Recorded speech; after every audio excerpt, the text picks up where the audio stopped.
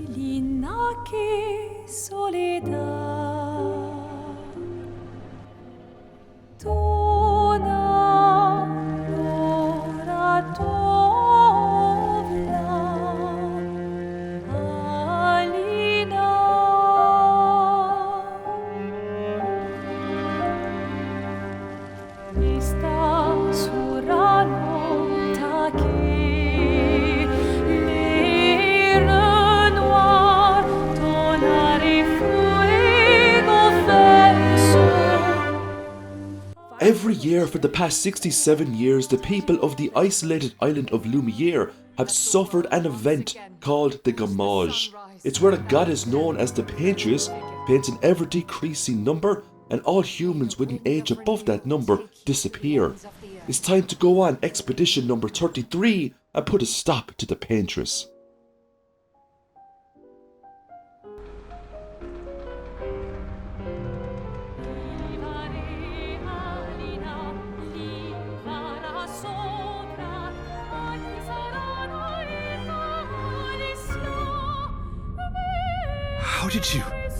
How did you survive the Gamage?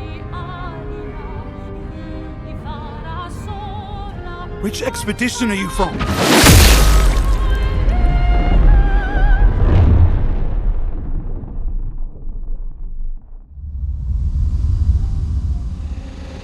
Fall back!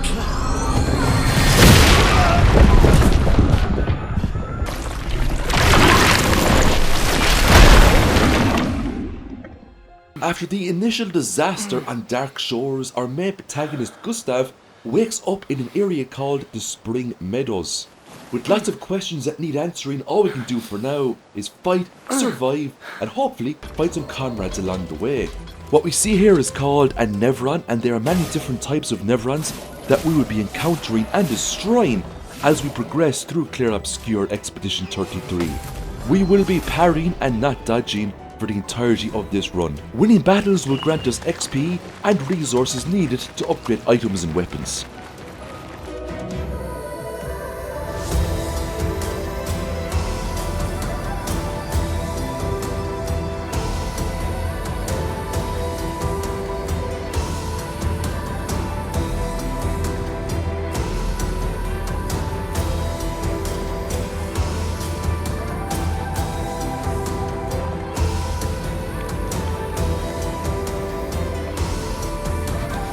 You do that, we both die.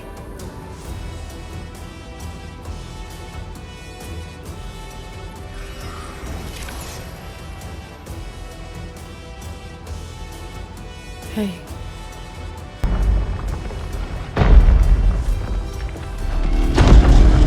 The Lumina converter seems intact. It's about time we test it in real conditions. We now have our battle mage join us. Her name is Lune. Lune's skill kit in Clair Obscur revolves around generating and consuming elemental stains, fire, ice, earth and lightning for powerful combos. We just picked up an item here called a Pictos. Each character can have up to 3 Pictos equipped. Each Pictos comes with stat increases as well as a passive effect. Now regardless of the Pictos level, the passive effect will always remain the same. But as we journey through Clair Obscur, we can get higher levels of that Pictos, and that means that the innate stats will dramatically increase. So for example, if we get a Pictos with speed and crit rate increase at level 1, those gains will be very small. But eventually we can get, for example, a level 11 of that Pictos, or a level 15 or a level 30. That means the speed and crit rate will go way up. This is our very first encounter with a chromatic Nevron. Now chromatics are quite uncommon, and normally you'll only find 1 or 2 of these when you venture into a zone. Chromatic enemies hit harder, they have a lot more movesets and they have much higher HP, but when you beat them, the rewards and XP you get from the encounter are much greater. You will occasionally find weapons for your characters as you progress through Clair Obscur. Each weapon comes with its own passive abilities, and each weapon can be upgraded to level 33, maximizing its potential. Learn from the ones who came before. And lay the trail for the ones who come after. This is the first Nevron with whom we've been able to communicate. It seems stuck in this cave. Gregoire is, as usual, deeply suspicious, but this could change our entire understanding of Nevrons and the Patrons. The dead here don't disappear like in Lumiere. Their chroma stays inside their bodies.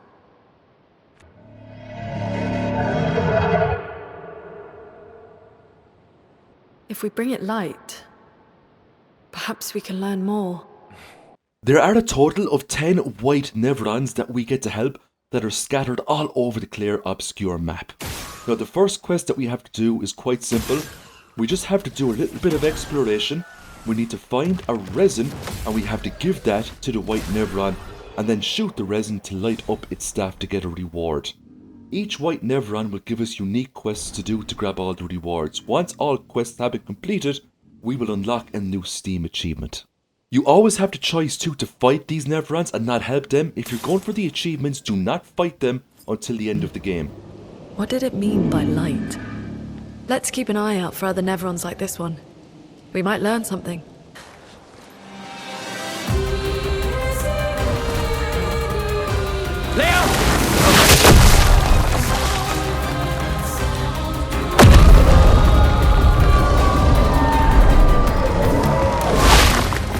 Fuck. It's big.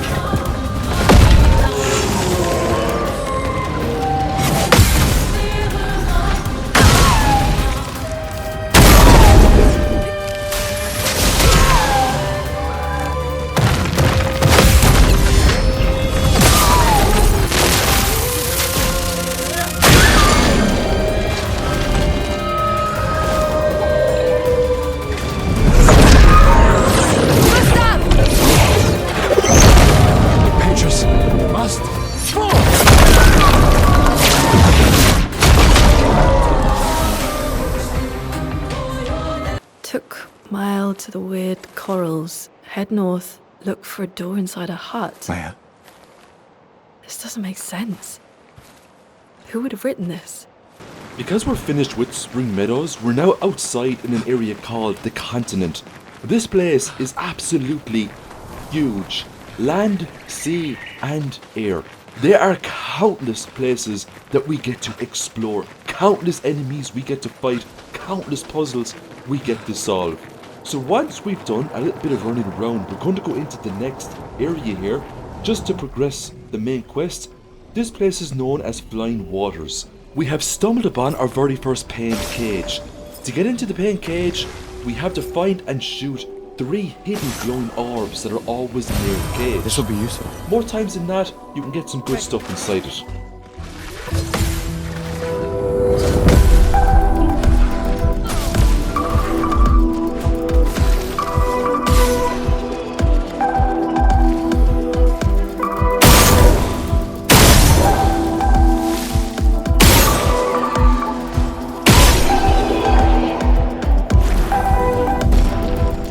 Someone lives here.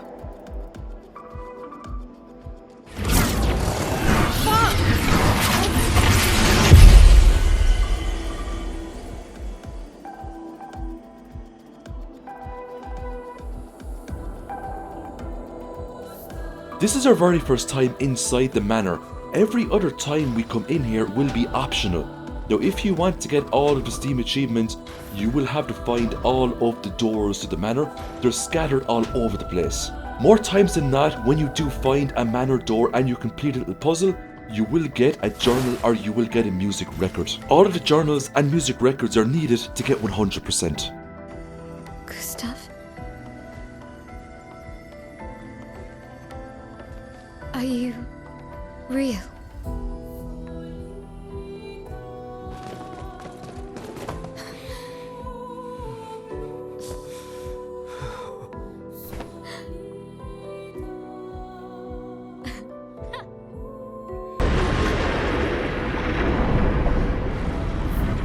With him. He's been helping me a lot. He reinforced all my pictos. What is he? I'm not sure. He doesn't really talk.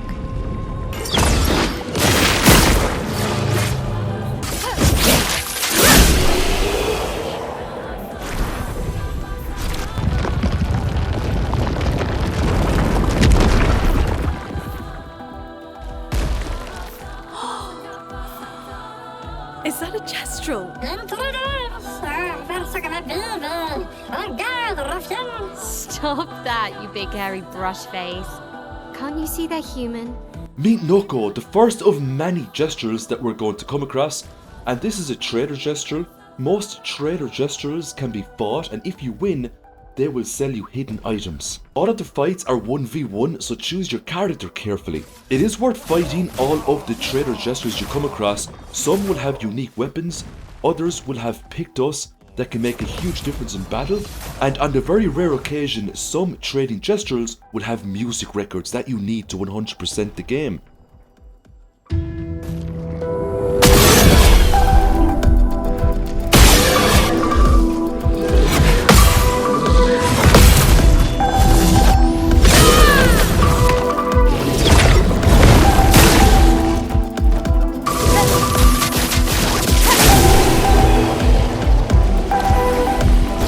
As we make our way through flying waters, there's huge amounts of detours we can make. Now because we are going for 100%, we're going to be making all of the detours. Now this video is long enough as it is. I won't be showing a lot of the detours. I will show the bits that I deem important, you know, just so everybody can see how I went about getting all of the Steam achievements. Now this is another white Nevron that we have come across, and this Nevron doesn't have its mine with it. So we just had to do a little bit of parkour there. We picked up the intact mine and we just go back, give it the mine, and we complete the quest. That's White Nevron quest number 2 completed. And as we do more detours, we will come across areas with pain cages such as this. The great majority of times you will get what are called tints inside those pain cages. They're coming very handy for battle. They're basically items you can use. They're like healing potions, you know, phoenix downs if you want to resurrect people and things like that. Now this enemy is known as a virgin, and you will encounter this as you progress through the game. You will come across stronger variants. It will always eat one of your characters, but if you stagger it, it will spit that character back out. Some abilities in this game are very good at building up the stagger gauge and staggering enemies, while other abilities in this game are suited more towards dealing damage and whatnot. There's also huge amounts of buffs and debuffs you can get your hands on in this game. We have buffs that will increase our character's physical attack power, magical defense, and we also have buffs that can increase our character's speed so they get more turns. Mael is one of the most overpowered party members we're going to have for the rest of the game. Mael uses what we call stances. She has the stanceless, offensive, defensive, and virtuose stance abilities. Now these abilities are activated depending on what type of moves that you use. To get her into certain stances, certain conditions have to be met. But more on that as we progress deeper into the game. Winning 4 battles with a Pictos equipped will master its passive abilities. Those abilities can then be given to any one of your expedition characters, however, it comes at a cost. You can increase the amount of passive abilities your characters can wield, depending on how many colours of Lumina you give. We're now going to go for an achievement called Synergy, and to pull this off, Mael needs to be in Virtuose stance, and she needs to use Pierce on a marked enemy. We have all of the characters and abilities needed to get this done. Gustav has an ability called Marked Shot. That will mark the enemy, increasing damage done on that enemy, but you have to be careful because when you hit a marked enemy, the mark disappears. Lune will put a flame debuff on the enemy. We can then use Mael's Swift Stride ability to put her in Virtuose stance. So once she hits the marked enemy with Pierce, that unlocks the achievement. It's also worth noting too that we also got the achievement Professional from the previous boss fight with the Eve Q by beating it without taking any sort of damage. When we left the manor, the curator also came with us. We can give him chroma catalysts to upgrade our weapons.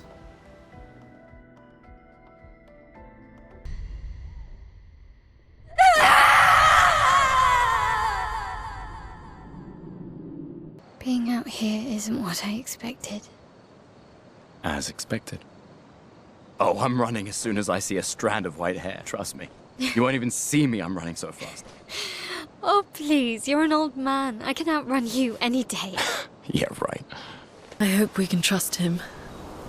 Well, at least we can upgrade our Pictos. Camp is the place we go to upgrade our character's weapons. It's also a great place to give our character more colours of Lumina so they can equip more passive abilities. The more passive abilities we can put on these characters, the stronger and more versatile they become. A gestural village. Yeah. I still can't believe they exist. I mean, what other fairy tales are real? This is ultimately a war of information. We can set up camp anytime we want if we wish to have conversations with characters, build up the relationships, upgrade weapons, give our characters more colours of Lumina. Before we proceed with the main quest, there's a ton of side content we have to do. This is the first of many lost gestures that we have found. There's 9 of these in total, they're scattered all over the place. The more lost gestures we find, the more power-ups and goodies we get. This is just another chromatic encounter. This enemy, if you don't know its fighting style, will absolutely crush you at the beginning of the game. Some encounters you find at the beginning of the game are meant to be avoided until later, but I've already cleared this game months and months ago when it first came out, so I'm already quite familiar with a lot of these enemies' attack patterns. And as they say, as the risk increases, so does the reward. From this, we get a Pictos with the level of 8. That means its stats are going to be pretty good for where we're at right now. So we have entered a region here called the Hidden Gestural Arena. This is the best place you're going to find in Act 1 when it comes to power leveling your characters. It is also a great place to pick up some additional resources for weapon upgrades. It's also a great place to get your hands on some very powerful Pictos. All of the Pictos you pick up here have unique effects where they only activate if you're fighting 1v1.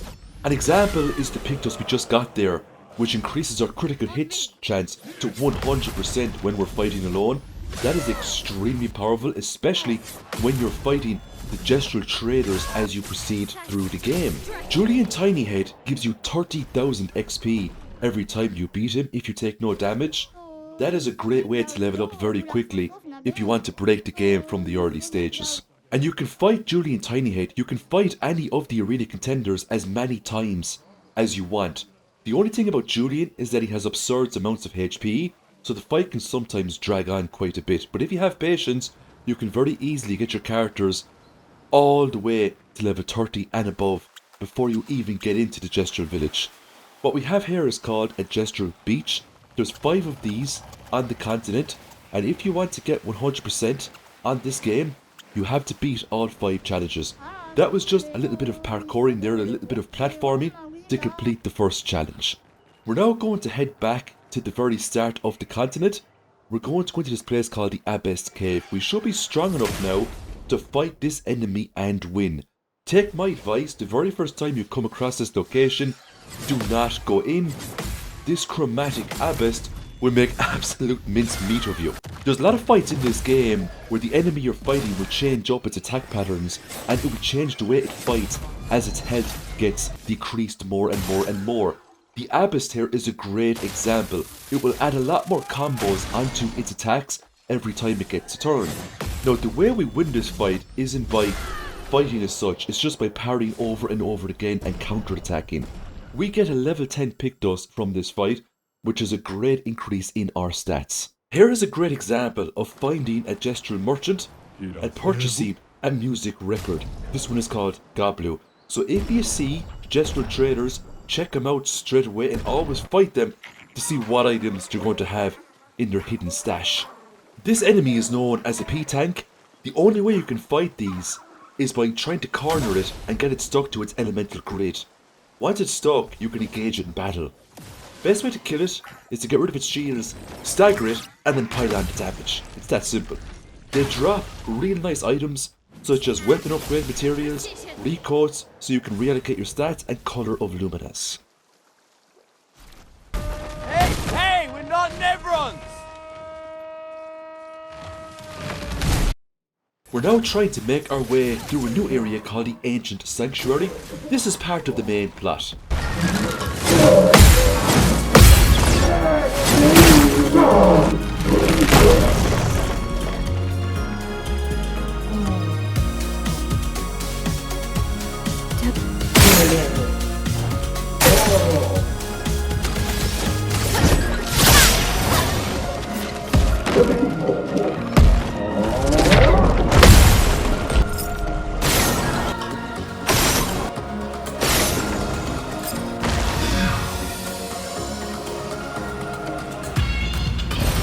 This will be useful.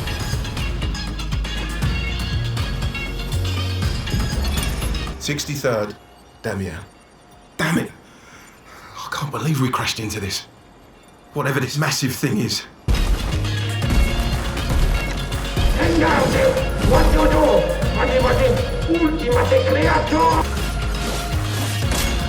Turn up!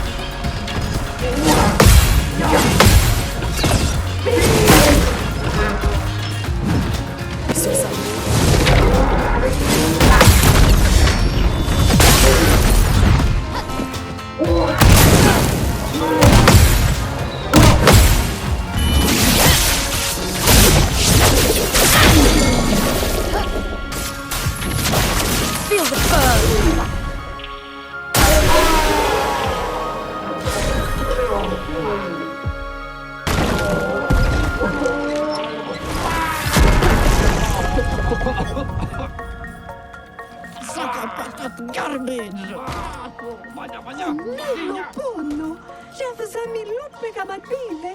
Chef, Guarda, l'umma vina fighturu, kottara chestran kamibori kupinna. After completing the Ancient Sanctuary, we finally made our way to the Gestural Village.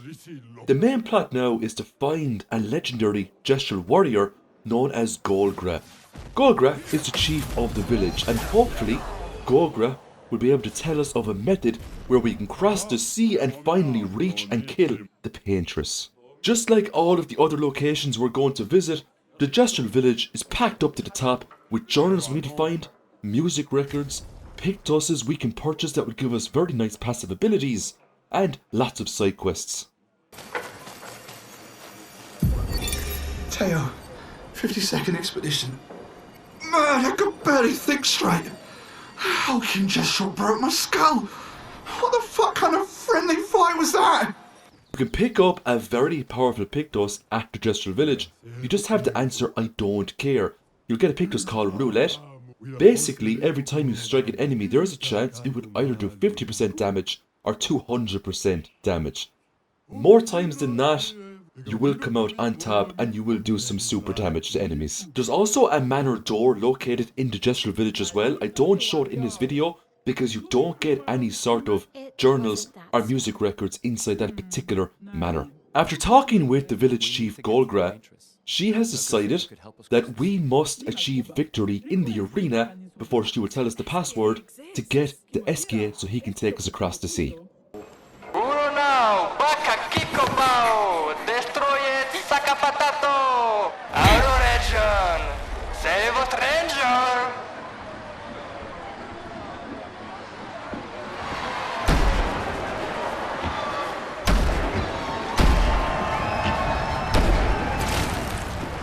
Wait, that's... Ciel? I thought I was the only one left. They're expecting a bit of a show. Shall we? It is very important to engage this fight with Mael so you unlock a special weapon for her. If you engage the fight with any of the other characters, you won't get Mael's special weapon. It is one of the best weapons in the game. We end up using it from now up until we get 100%. It is absolutely an amazing weapon. So if you're doing this event for the first time, make sure you pick Mael. Hey, how'd you end up here? Oh, after the beach, I ended up in an odd yellow forest, not too far from here. Had to dodge a few Nevrons, but luckily I met a Gestural who guided me here. The weapon you get is called the Medallum, and it starts Mael in Virtuoso stance. That's 200% extra damage every time the battle starts with Mael. It is such an overpowered weapon. The password is get out of my way. Very Gestural-ish. I still can't believe it. I lost hope after a while, but you all survived. Noko's quite obsessed with your arm. Your apprentices would be extremely proud knowing a Gestural loves their work. It was time to upgrade the Medallum weapon. This is the weapon we're going to be taking into the endgame, so we will prioritise resources for this weapon at the moment. This also gives us an achievement for upgrading a weapon. We're also going to talk to Sastro, and Sastro will give us a reward every time we find a last Gestural out in the continent. Do you feel something?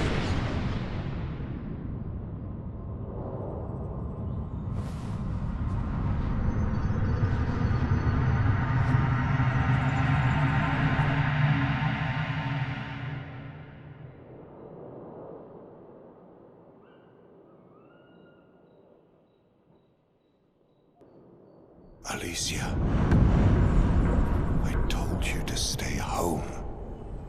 It's not good for you to see this.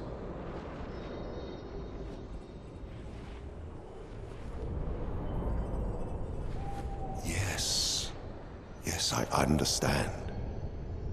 It's her fault, and she doesn't even know it. But you can't be here. What are you talking about? What's my fault? What is this? You should never have come. You're only going to make things worse for everyone. Mael? Hey. Hey. Hey. It was him. I saw him. The white-haired man and this woman.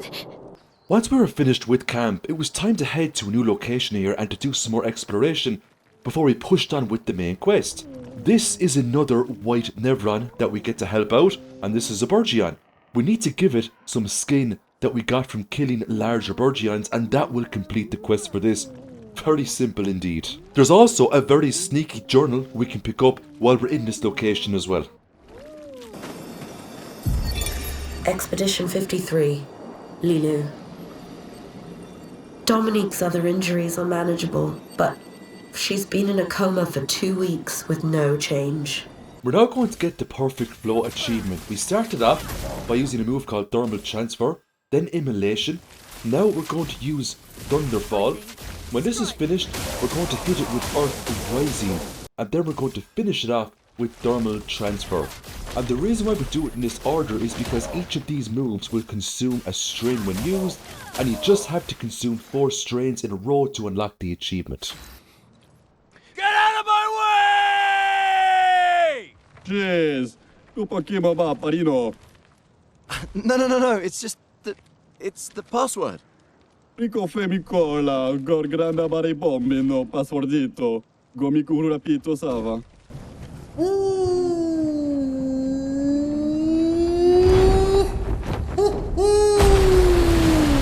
Bonjour, mes amis. Hey, bonjour, mon ami. Ciel? What? I don't know. He seems nice. Oh, it's you. Hello again, my terrible swimmer friend. We need to cross the sea? Golger said you could help? There's a lot of you to carry. I'm strong, but I'm not that strong. I will need Flory. Who's Flory? One of my rocks. Rocks. See? Flory helps me swim. But Flory was stolen by my arch nemesis. The one whose every step shakes the foundation of the world. The one known as... Francois. You can't just walk into someone's home without knocking. That is incredibly rude. Is that... Are you Francois? He's just a talking rock. Wait, I thought Flory was the rock. A rock? I am not a rock. Do you have rocks for eyes? You certainly have rocks for brains. I am clearly a turtle. Once we put this turtle back in his place, it was time to push the main quest forward and go to the next destination. That's not Flory. What do you mean that's not Flory? Ha! I never had Flory. Your rock is still on the Stone Wave Cliffs. Expedition 66, Marcel. Damn you, Eskia, and your stupid mushrooms. Your friend ate them with no problem, but it also seems your friend was immortal. Eske has now joined our team, but not as a combat companion, as a travelling companion. Eske can be used to get to areas otherwise impossible. We also found another lost gestural that will go back to the camp to Sastro. Now we just have one of Eske's abilities right now, and that is the ability to knock away rocks. That will allow us to get into areas that we couldn't otherwise. Vergier, Expedition 62. Eugène beat the rest of us to 100 kills, but I'm still 3 shy. Before we push the main quest forward and go to the Stonewave Cliffs, we're going to go into an optional zone here called Yellow Harvest. We need to clear the zone for 100% to get all of the goodies within. Blade cut through the blades!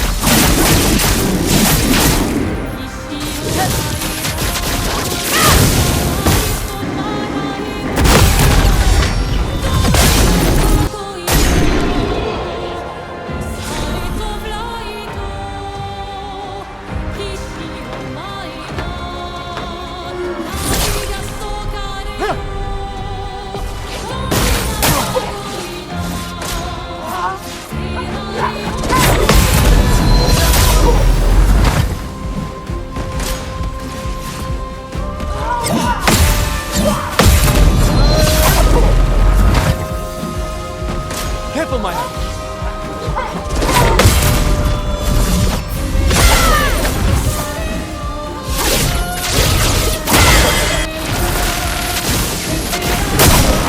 Blade cut through the blades.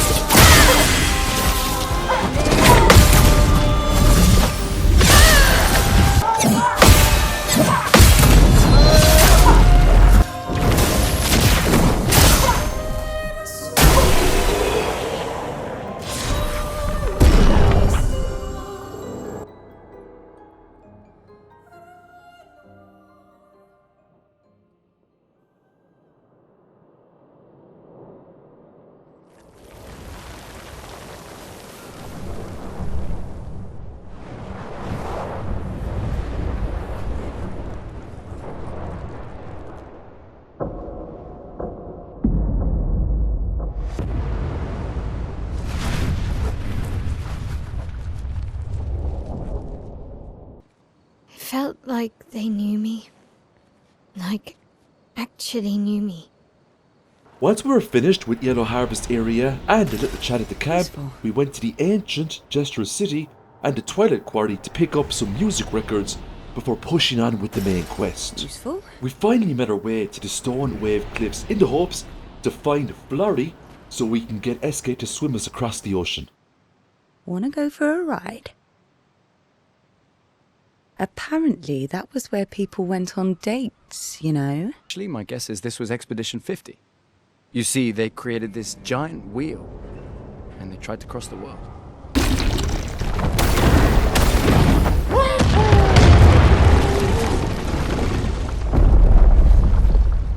So, wait. SK is that powerful?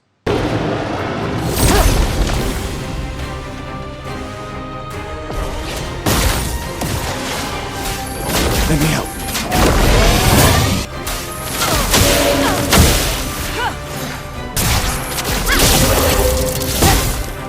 Ready to evade.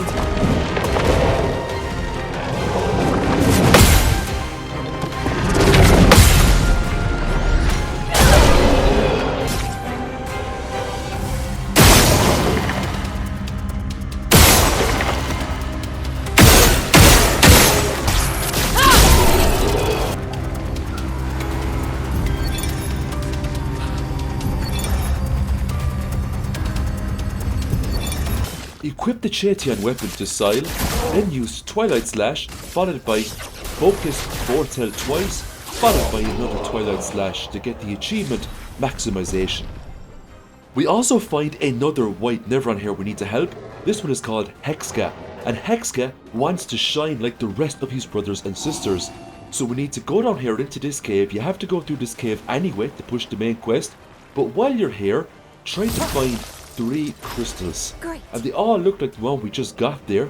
They glow up real nice and bright, they're very easy to get.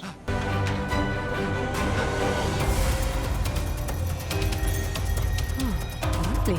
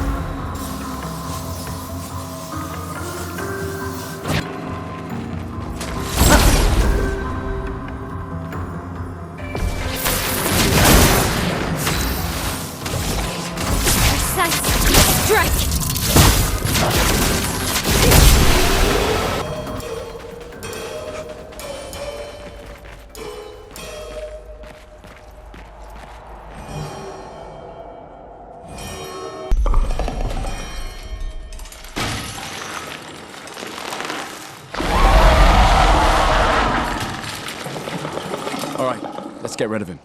The rock should be nearby. Him down. Finesse and precision!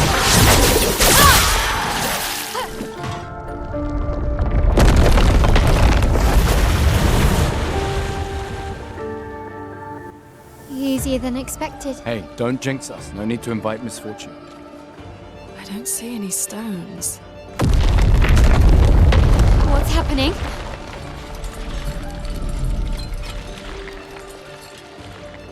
Misfortune. Take them down.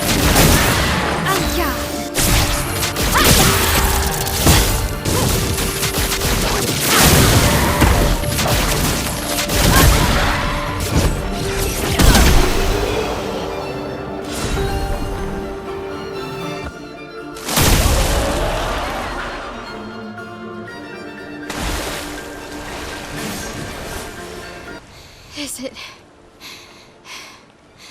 really dead? Looks like it. Is this it?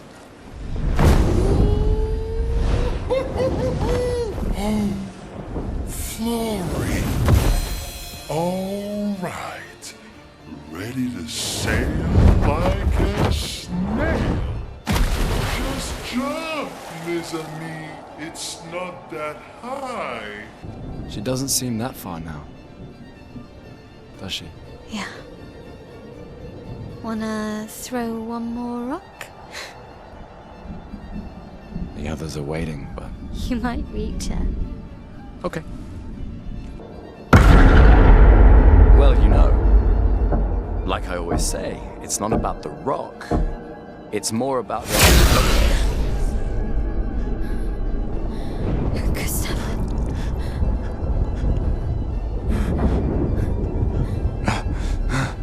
Run.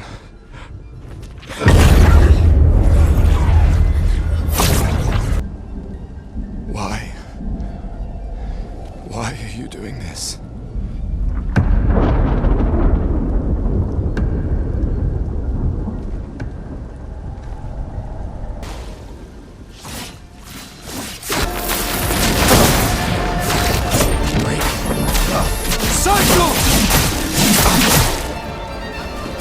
For those who come after.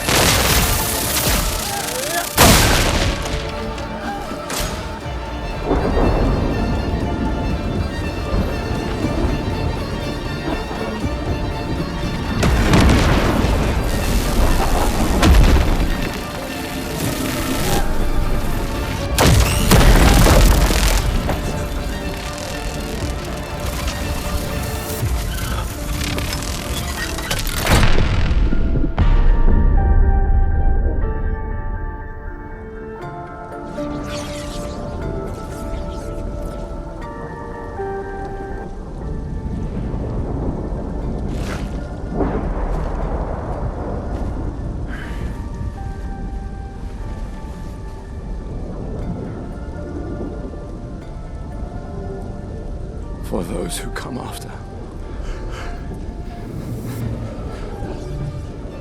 Right? No. You promised!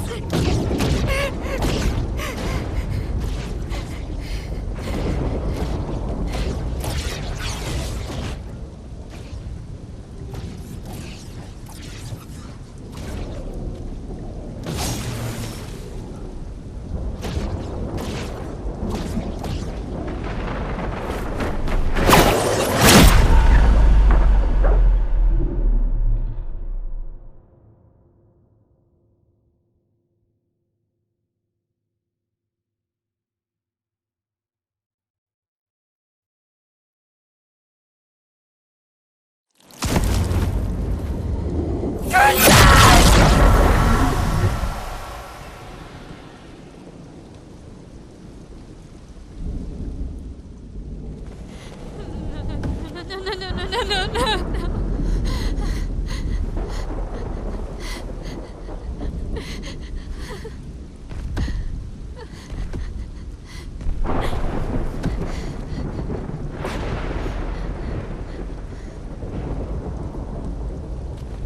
You won't yet understand.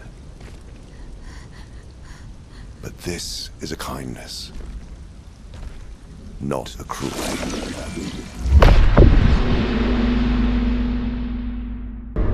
You let her come. You know she's too weak for this. How could you let her take such a risk? You only care when things are right in front of you. My sweet child, you are supposed to stay home. I told you not to worry. When this is over, we'll go home together. No!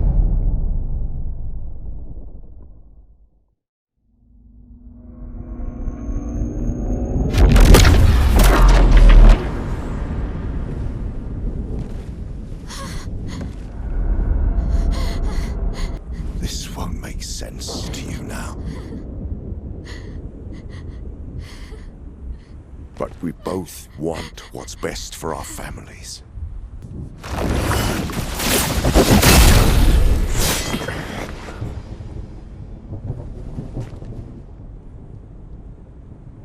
It's been a while.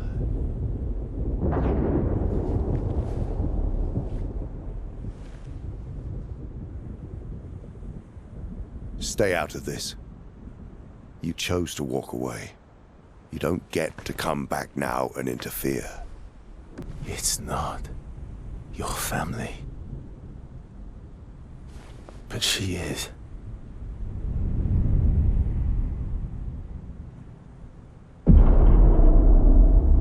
You would use her. She chose to come. I didn't make the rules between you two.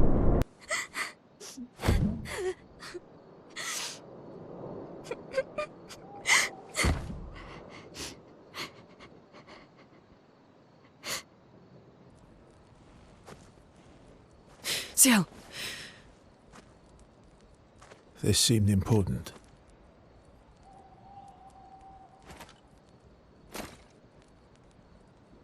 If you want to reach the monolith, the best path is through the quarry up north. Who are you? And where did you get that expedition uniform?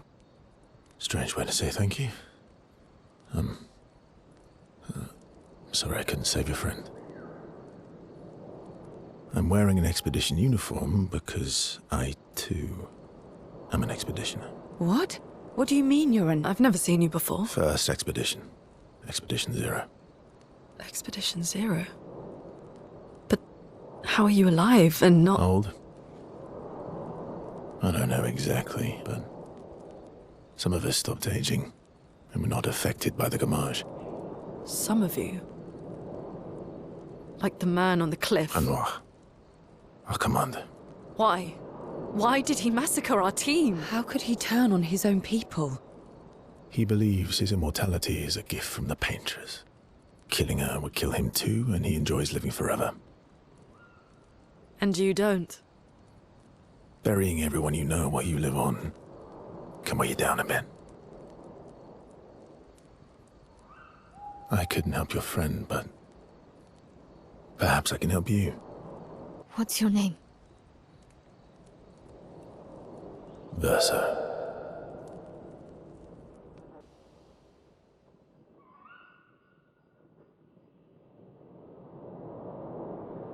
Mon ami!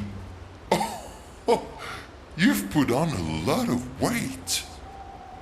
I could say the same for you, you giant marshmallow. Bet you lost your stones again. You know me. But now you're here. We can go find them. Yeah, buddy. We'll find them. Tell me, did you tell them about... you know what? Oh, Maman's the word. I promised. Great. I'm counting on you. Always, mon ami.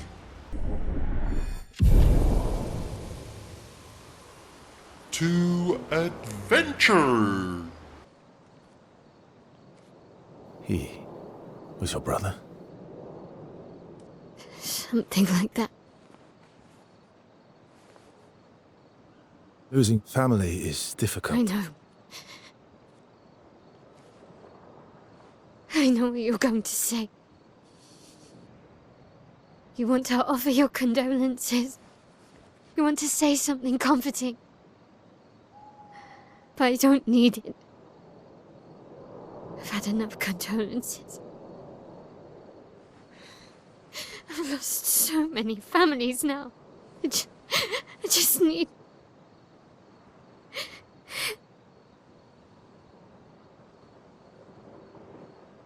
Can you please go?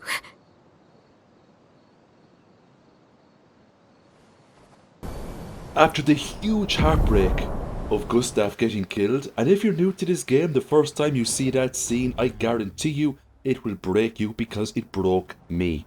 It absolutely broke me. But Verso has now joined our team, and Verso has skills and abilities quite similar to Gustav. He also inherits all of the weapons you have collected for Gustav thus far. So we found another nice gesture there. We're going to go into Y3, pick up another music record, along with the journal. Now, we are going to explore the absolute crap out of the continent with Eske's new ability, and that is the ability to swim. Despite the fact that we can swim, we cannot swim the entirety of the continent. We need to get more abilities to go further, but there's still quite a good few places we can go. We can even fight some tough enemies, including this chromatic jar. This is quite the fight, but once you get all of the combat mechanics down to a T, you can win this fight without too much hassle. Verso has his own combat mechanics similar to the rest of your team. Verso uses what's called a perfection stat. The higher his perfection, the more damage he will do.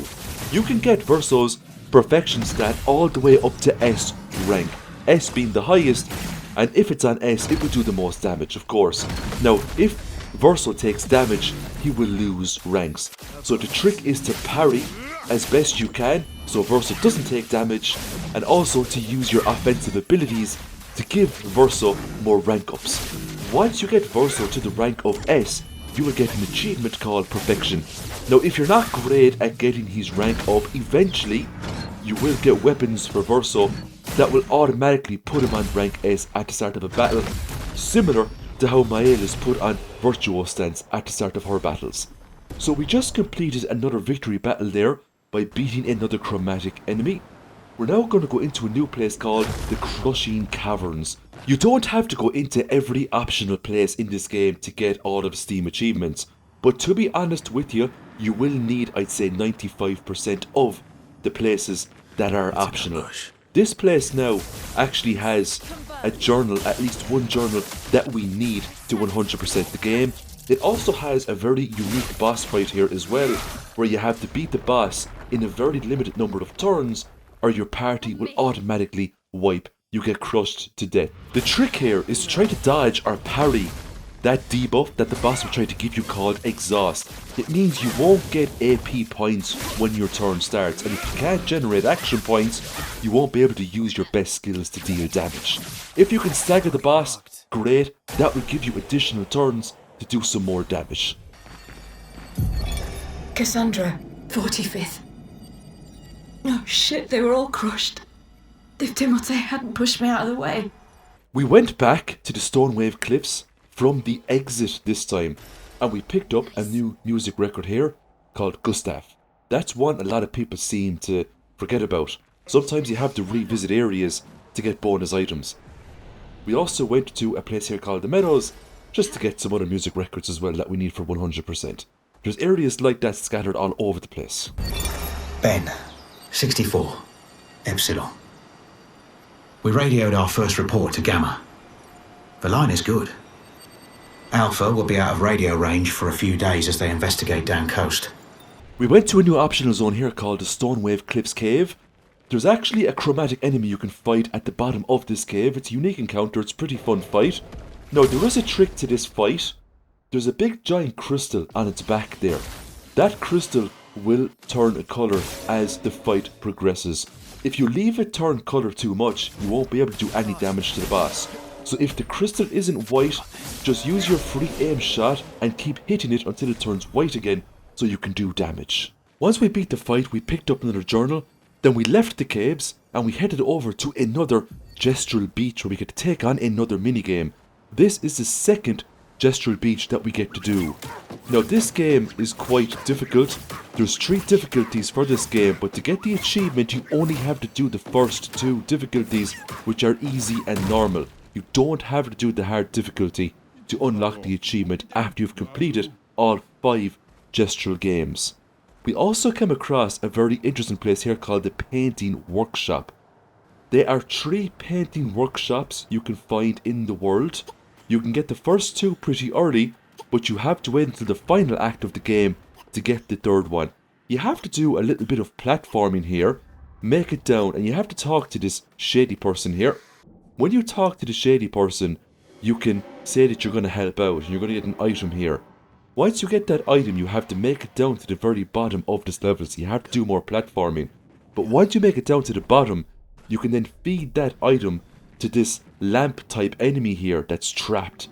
You have to do this 3 times before you unlock a fight. Once you complete the fight, you then get an achievement.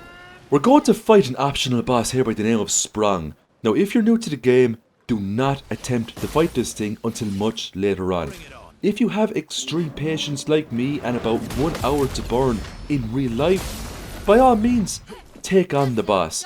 The boss has huge amounts of HP, but its attack patterns are very, very easy to follow once you try it a couple of times. Now, we end up beating this fight after about 1 hour in real life, because we end up parrying all of the attacks it can throw at us. If you have patience like me, you will get one of the strongest Pictos in the game. You can grab this thing if you want at the very beginning of Act number 2. Now you have to beware, if you haven't mastered all of its attacks, any one of its attack combinations is enough to wipe your entire team. And I have gotten to this fight and died towards the very end, because the most dangerous thing this guy can throw at you is how it shakes up its combos when its health gets lower and lower. It'll add a lot more attacks to all of its combinations. But if you can get over that, if you can master that, you will have this fight in the bag. Now, the Pictos you get for completing this fight is called Cheater, okay? And it will give you 2 turns every single time it gets to your character's rotation, which is absolutely insane. So you can use that passive ability for the rest of the game. You will always have 2 turns. And if you combine that Pictos with abilities, for example, Last Chance with Mael, or even if you go with Sealed Strike for Verso, you can use extremely powerful attacks every time it gets to your character's turn. When this fight is complete, we get over 880,000 XP. We get multiple levels from this.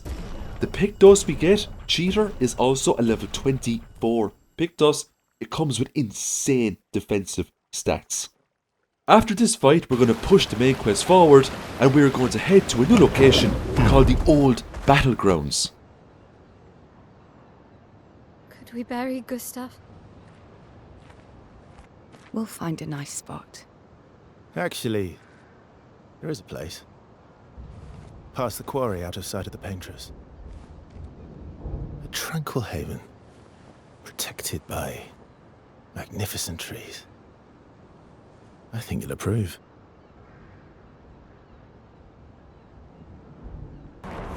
These are all expeditions? A single Nevron took out most of them. Is it still around? I've only seen it once, many years ago, so most likely not.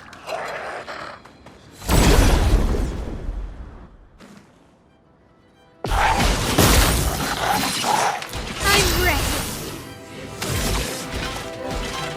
Blade cut through the flames.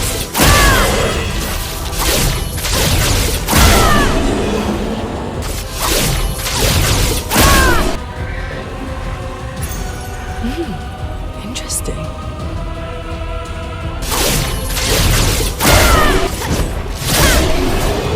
Cut through the flames. Cut through the flames. Blade cut through the flames.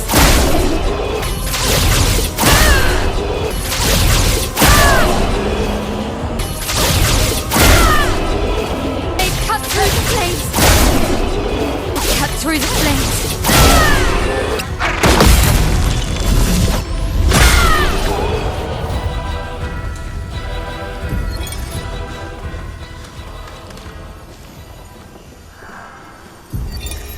Hey. You holding up? We're almost there. Holding up. Everywhere we go, just death. Death and more death. Everywhere we go, just death.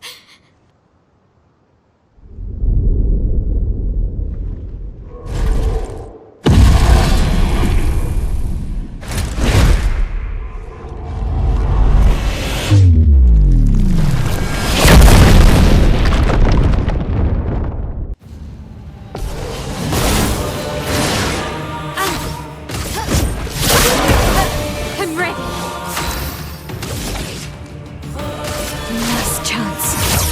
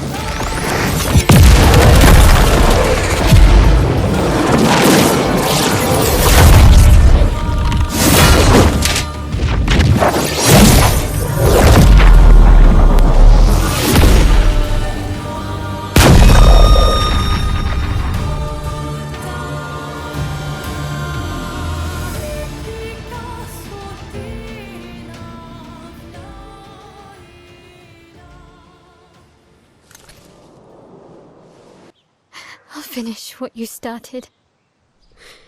The paintress, Renoir, they will pay. No more dome. Just open skies.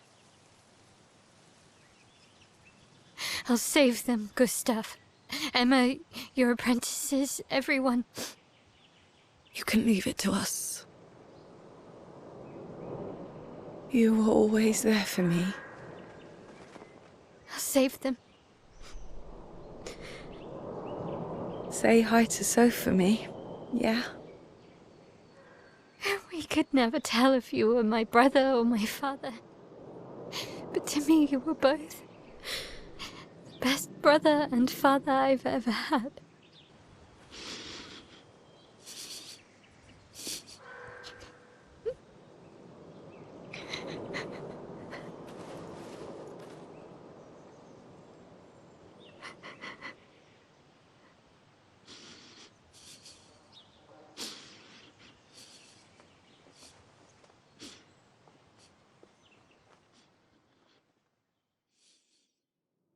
About 2 hours. Then there's a big lake. We shouldn't go there at all. We should make a right, and then it's gonna take a few hours, and then we make a stop. We get some rest and some food, and then from there, we head north to Monoko Station. Why there? To recruit my oldest friend. We'll need the extra firepower, because our next goal will be to take down the paintress' heart. Her heart? Yes. You can't just stroll up to the paintress. The chroma there is far too dense. It erases anyone who gets close. But if we destroy her heart, the barrier will fall. You seem less stressed than the others. Is that your conclusion? After your extensive observation of our team? Yes. There must be better uses of your time than analysing our stress levels. Well, it's important to understand your teammates. Tell me something dark and melancholy. And personal. Ooh, going straight for the heavy stuff, huh? If we're going to share, let's share. You'll need one if you want to be an official member of our merry crew. I gotta say, I didn't take you for an official kind of person.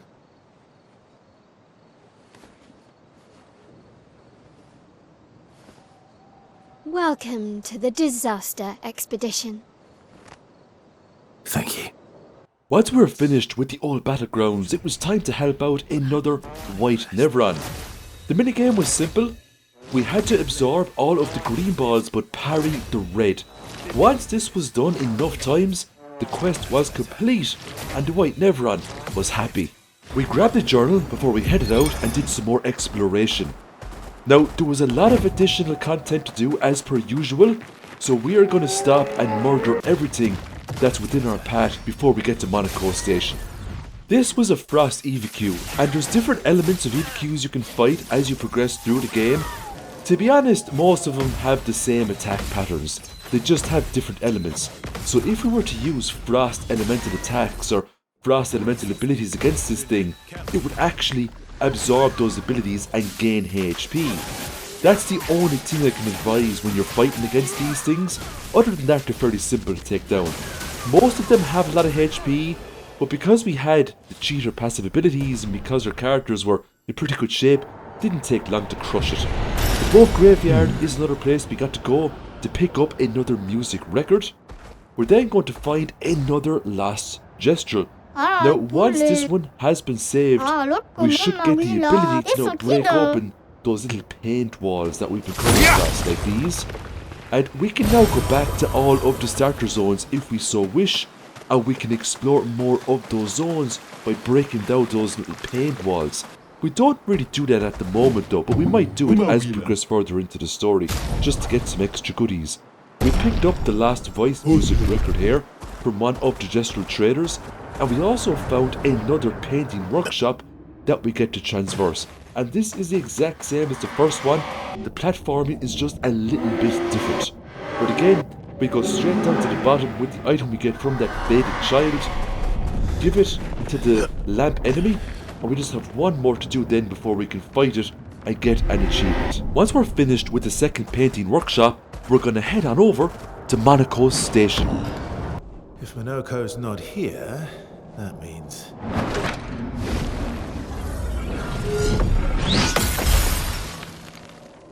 slow as ever. Mon Dieu. Your reflexes remain sharp as ever. I approve.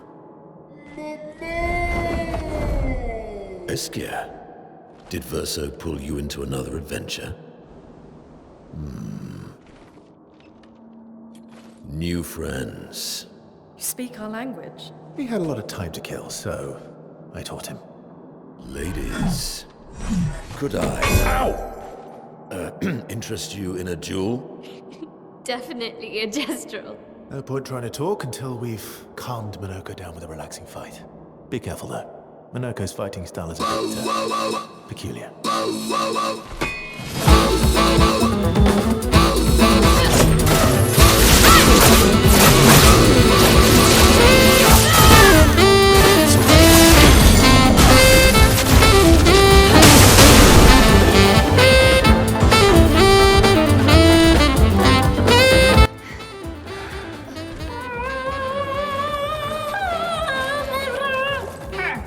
No distraction, son. I'm really busy beating up strangers. Noko, what are you doing here?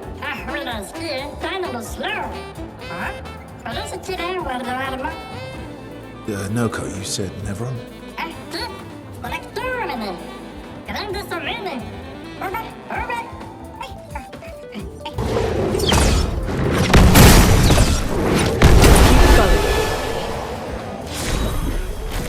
Just need the foot. Aha!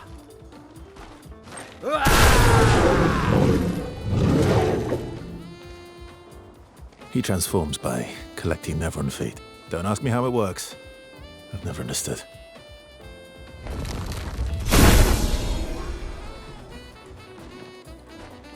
Now that we've had some good battles to warm the spirits, to what do we owe the pleasure of your company? We're heading for old Lumiere. Okay, bye. Hey, come on. Hey. Hey, look. I know we failed before, but look, you doofus. Don't you recognize her? Of course I do. Then you know what that means. This is our shot. It might be our only shot. This is your only shot. Out of the question. I will never join you again. There will be a lot of fighting, man. Oh yeah, that's true. Yeah, it's true. There will be a lot of fighting. Exactly. Count me in then. Good. Good. Good. Good. Yes, good.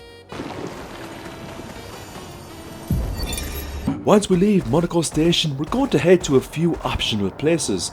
Monaco has also joined our team as a permanent member, so we now have the full team assembled for the rest of the game. This carousel place here has a little bit of a mini game. We just have to shatter all of that ice there, and we will get a nice skin off of the Grandis. But before we leave, we're going to pick up another music record. For the rest of the game, our main party will consist of Mael, Verso and Minoko. Having Minoko in the party is a game changer.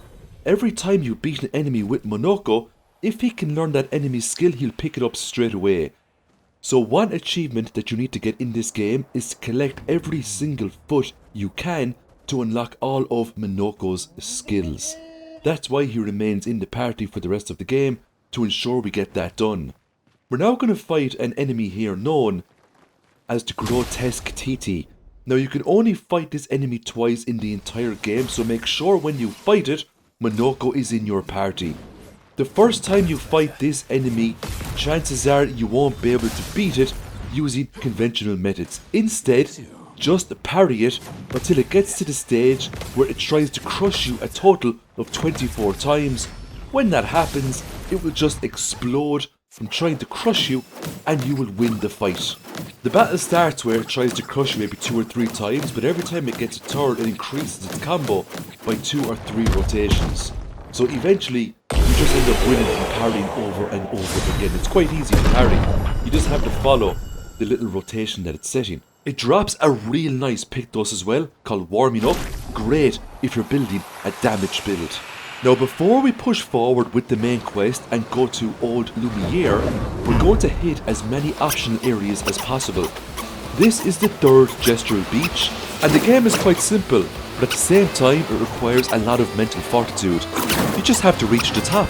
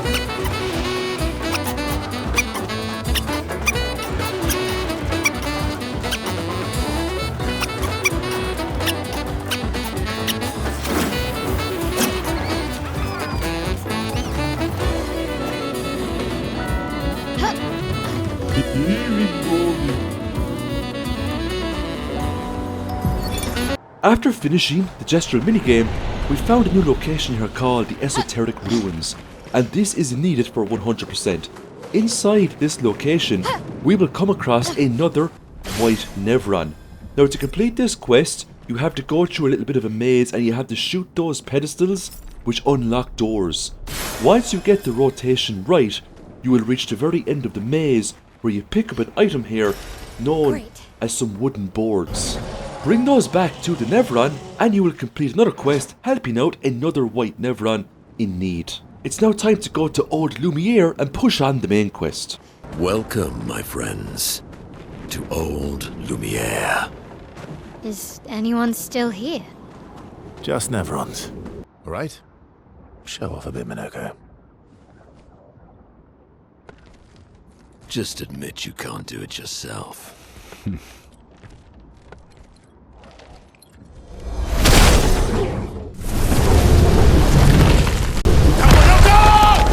Sorry, I fucked up. I just wanted to show off. We just have to regroup. The others should be fine. Verso said the heart is in the center of Old Lumiere, right? All of Minoko's skills are tied to specific masks.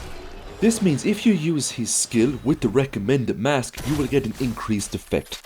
That could be more damage, better buffs. But if you get the almighty mask, it doesn't matter what skill you use, that skill will always get the best effect. Eventually, we will get a build for Minoko where he always starts in almighty mask mode. Doesn't that look like one of Eskier's stones? Oh, yeah. Let's bring him a gift. Any idea what this is? I'm afraid not. This is my first time here as well.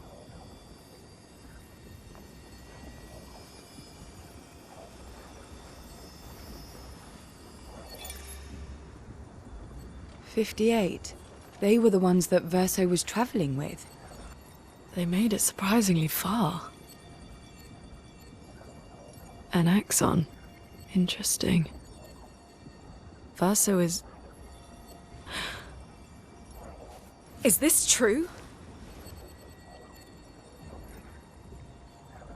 Mael's with him.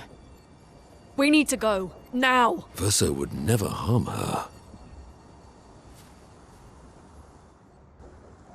Can you stand? Minoko gets a bit carried away sometimes. My back hurts, but I'm fine. Good.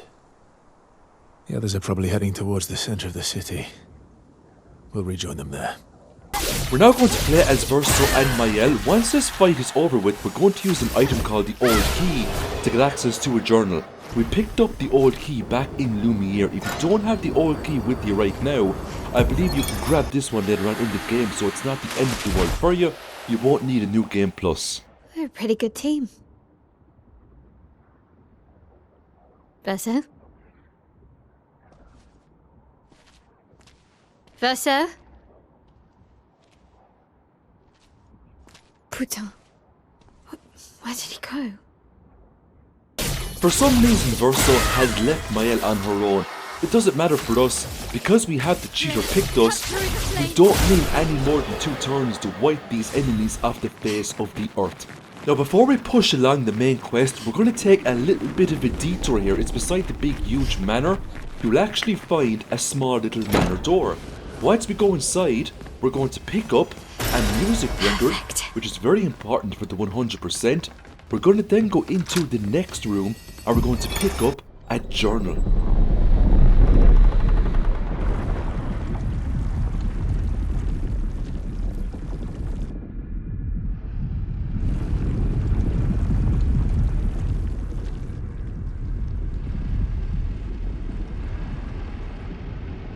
I knew you'd open the door for her.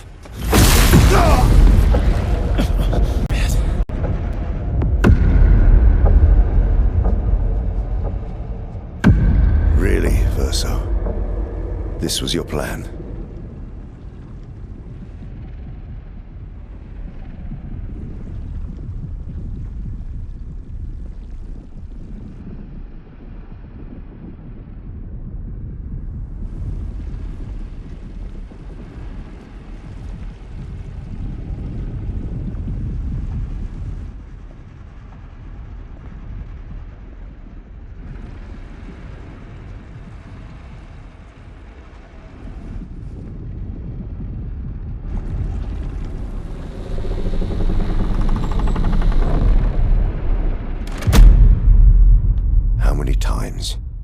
Must you hurt our family?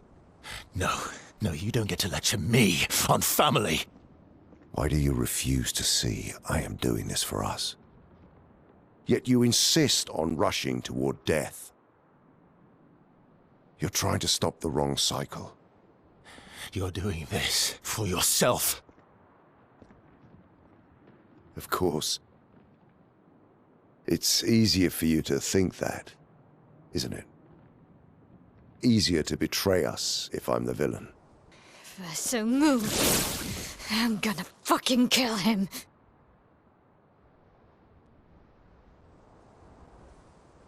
You haven't told her the truth.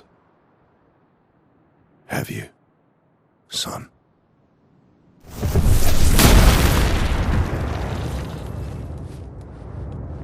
Sorry we're late. We were busy doing a bit of reading. Were you planning on sharing that this man, the man who murdered our team, is your father? Family is not my favorite topic.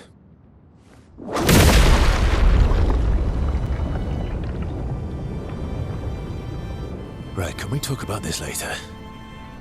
I'd really like for you all to survive this.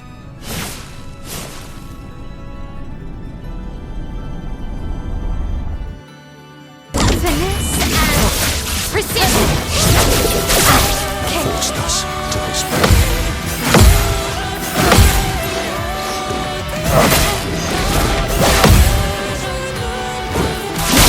This will hurt. Ready to strike. This will hurt.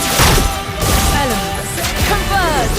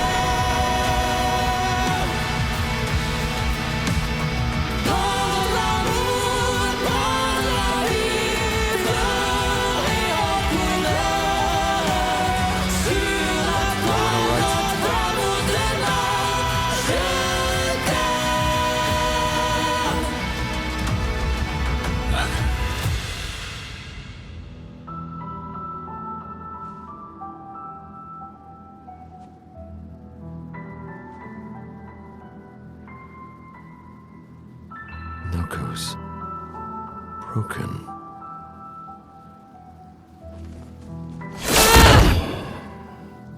Why can't you accept you are!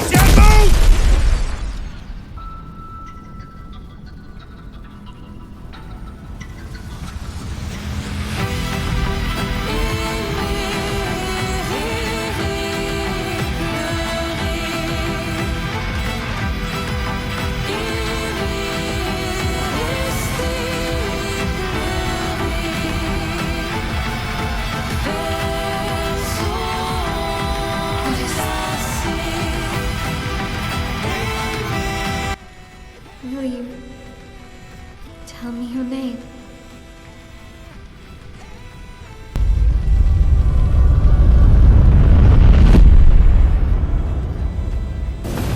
Glory.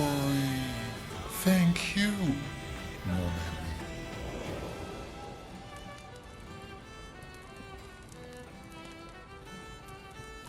I don't think of him as my father anymore. Still, why didn't you just tell us? Because it's private. And it's painful and it's none of your business. I cut ties with him decades ago. Lying by omission is still lying. I've told you everything you need to know. I'd rather make that determination for myself. I think we can all understand where each other's coming from, right? He hasn't steered us wrong yet. But we're a team now. And we won't get very far if we don't trust each other. We can bring Noko back to life. But not all of Noko will return. Can you make a weapon that can pierce the barrier?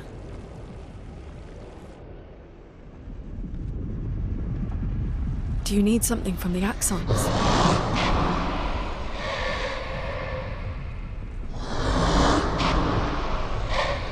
Do you need their hearts? Look, to create this weapon, he needs enormous amounts of pure chroma, which is way beyond what we can get from Nevrons. We now have the ability to clear reefs. That means we can now swim anywhere we want. The only thing we can't do is fly, but we can hit all of the ground zones no problem. So there is now huge amounts of optional content that we can do. The first thing we're going to do is head back into Old Lumiere with the full team and re-explore this area. There is a chromatic enemy here that we want to destroy, of course, for the additional resources. There's also a journal that we need to pick up as well.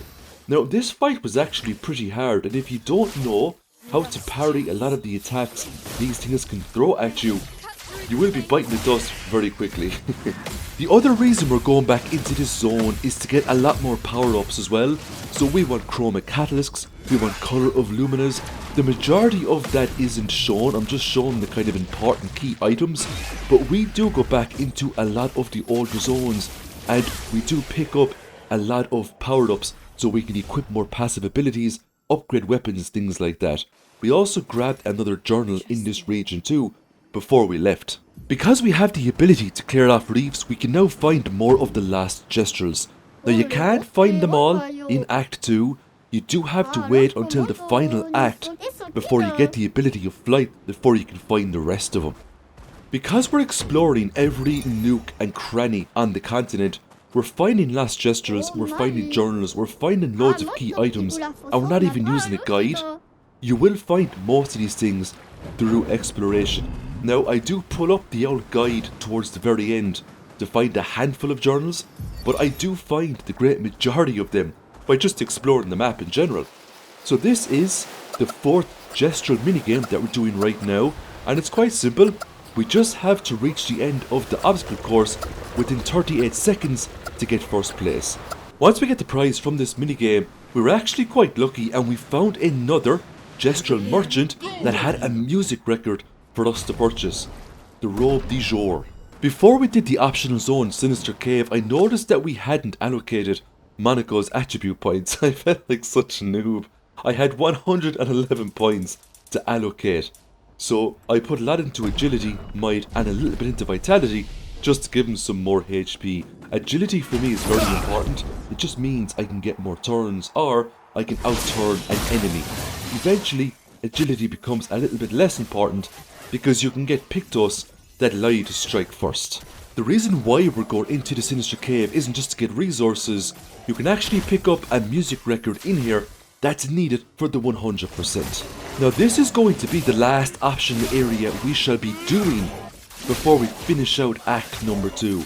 Once we're finished with the Sinister Cave, once we pick up that music record, we're going straight over to a place called Vestiges, which is going to be the first area where we get to fight an Axon.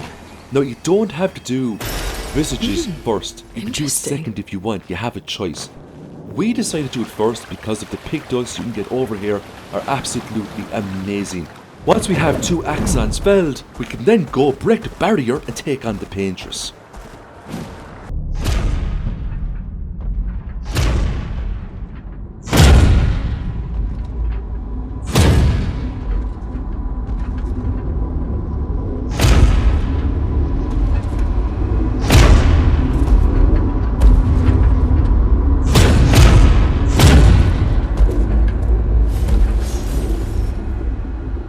Oh, I'm harmless.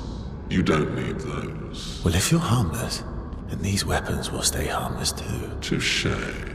Well, Visage invites you to join him in his chamber at the end of this path. I assume that's why you're here. Where do the other paths lead? You're free to traverse them. Masks are not just to obscure, they may also illuminate. Before we take on the big bad boss, we're going to transverse 3 optional areas to grab all of the power-ups and wipe out all of the enemies in our path to get additional resources.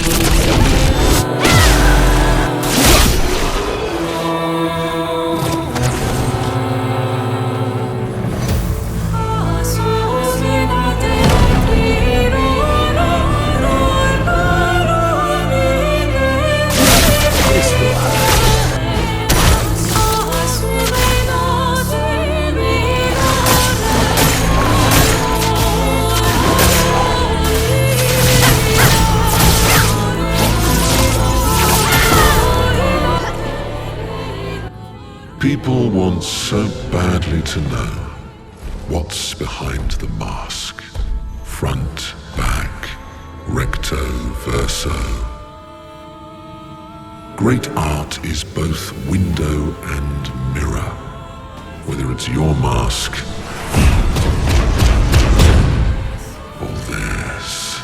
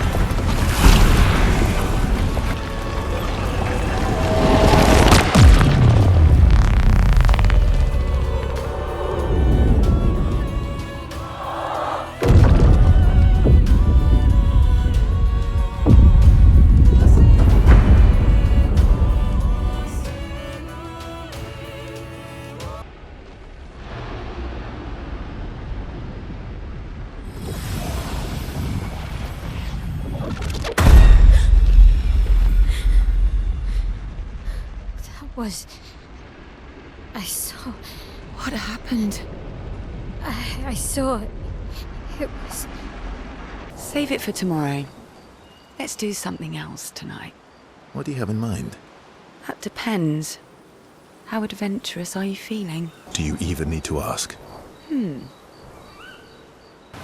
now going to make our way over to Serene, where we get to fight the second Axon.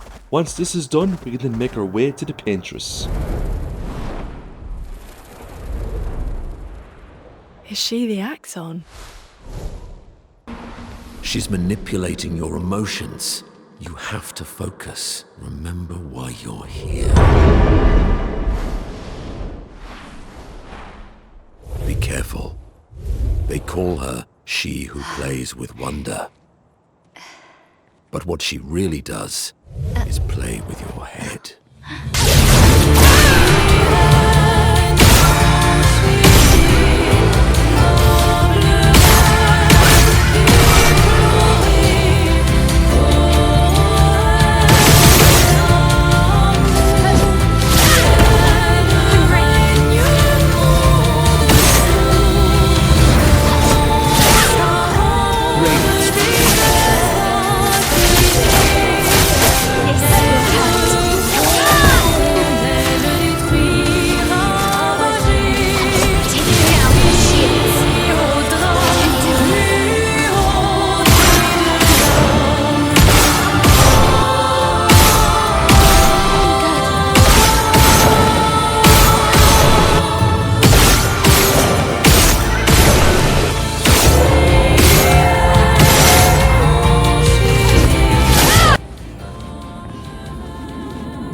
Place is huge.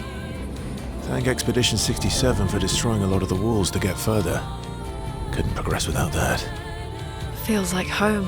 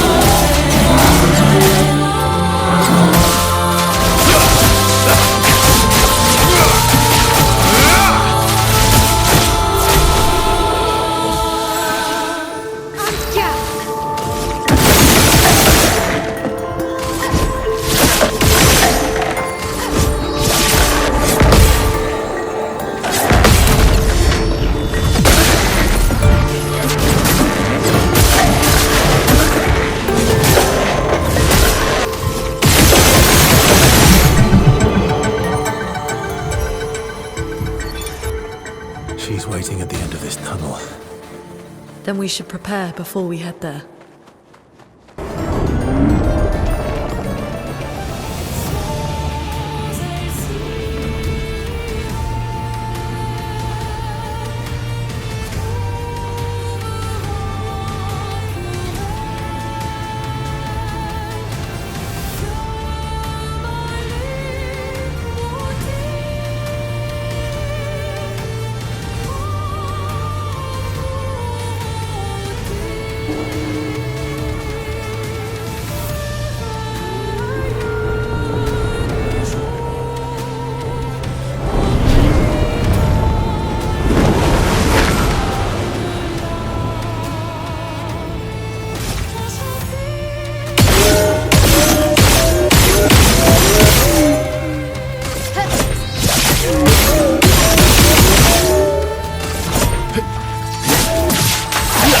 This will hurt.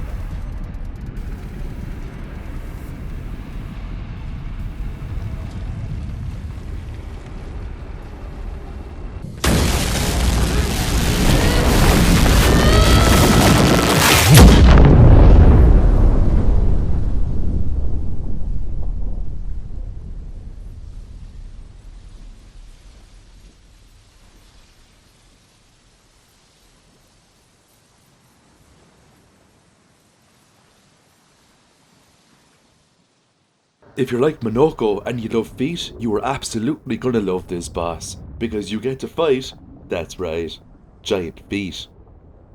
We are now at the very end of Act number 2. We need to destroy the Paintress and save the world. It's not going to be that simple, however. Once the battle kicks off, you'll notice very quickly that nothing you do will damage Paintress. All attacks are nullified. Ugh! Our attacks do nothing! I don't understand. The gradient attack should work. I don't think this is...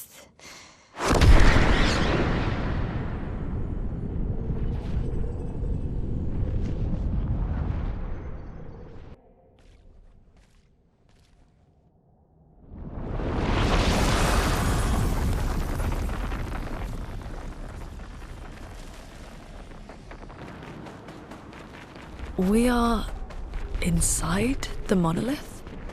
What was that thing? Why did it help us inside? Are you alright, Mael? Up there. She's... the Paintress. She's up there. What do you mean? I don't know, but I can sense the real Paintress. Her heart is above us somewhere. I guess we head up then. The monolith is a large area where players go through tainted versions of previously explored areas and take on previously encountered enemies and new enemies, except they are much stronger here.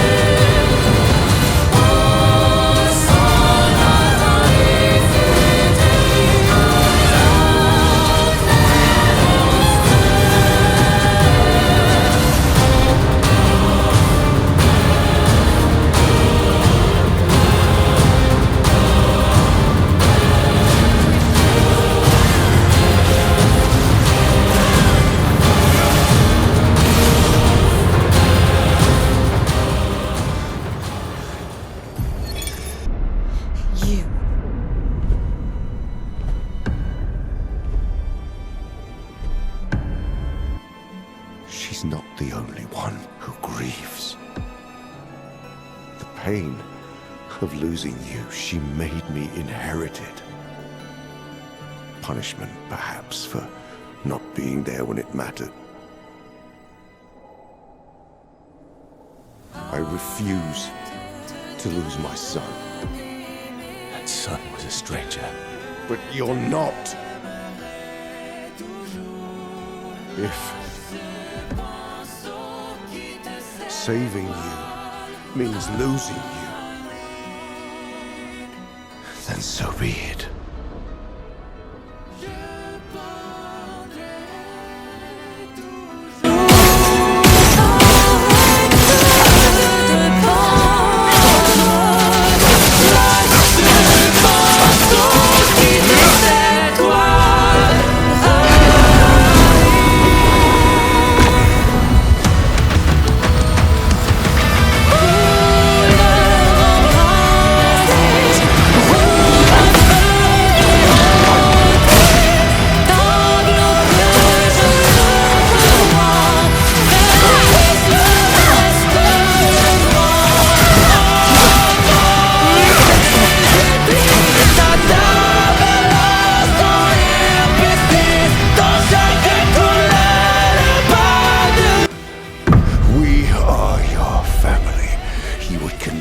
All to die for what?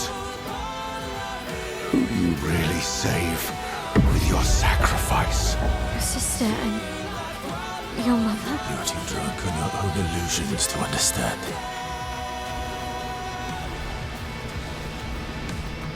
At long last, we meet. This is all you have left of your son. Destroying it won't bring your wife back. It will only destroy the last tie you have to each other.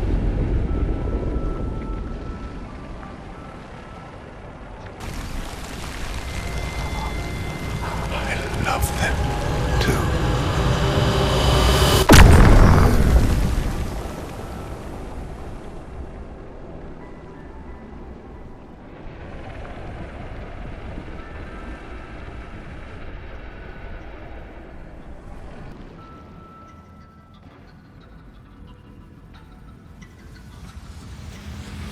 That's her. The paintress. She looks like the curator. Renoir. He mentioned the curator's wife. She's the paintress. You've come back.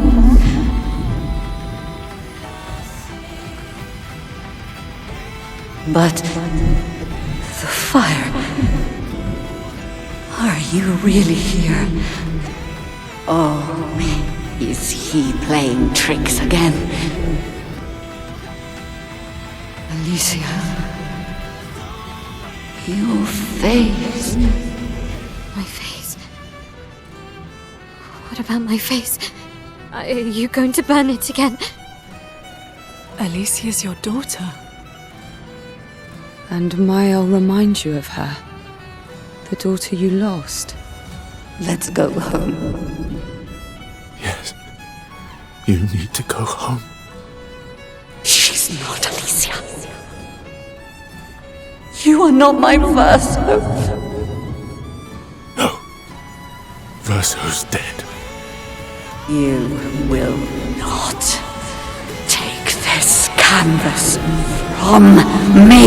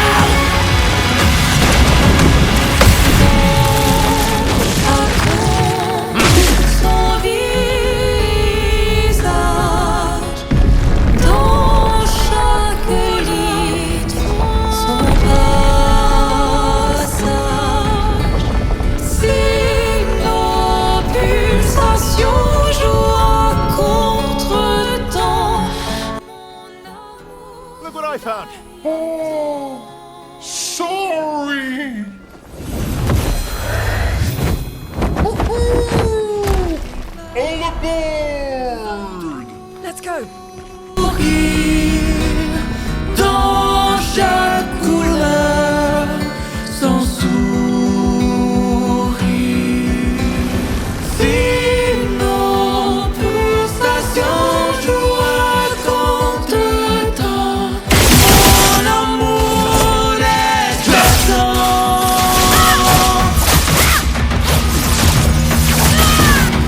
Renoir thinks I would not defend myself if he used your face.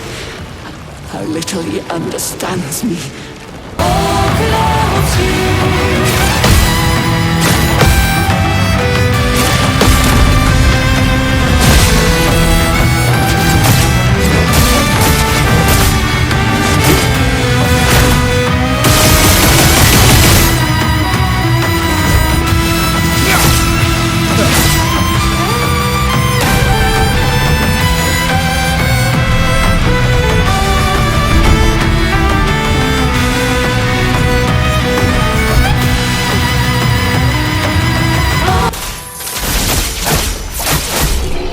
This will hurt.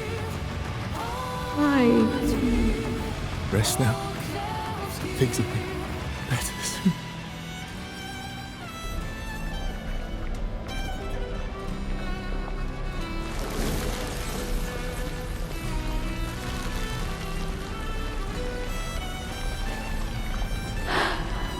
Alicia.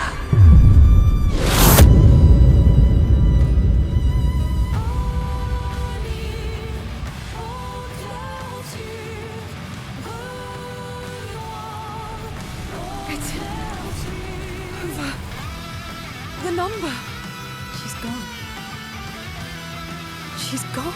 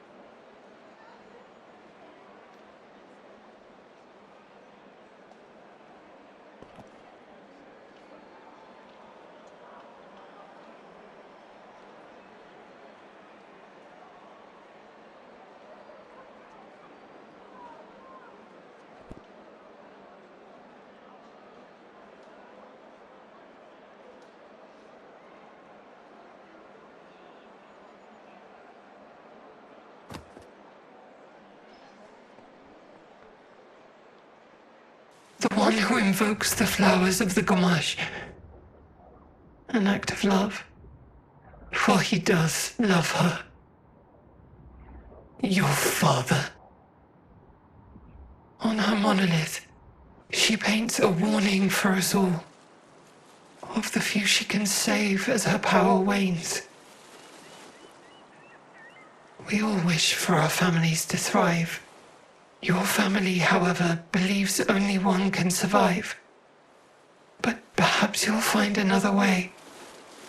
You who have lived amongst us, perhaps you differ from your father and your sister, as I differ from mine. Your mother paints life, whilst your father, death.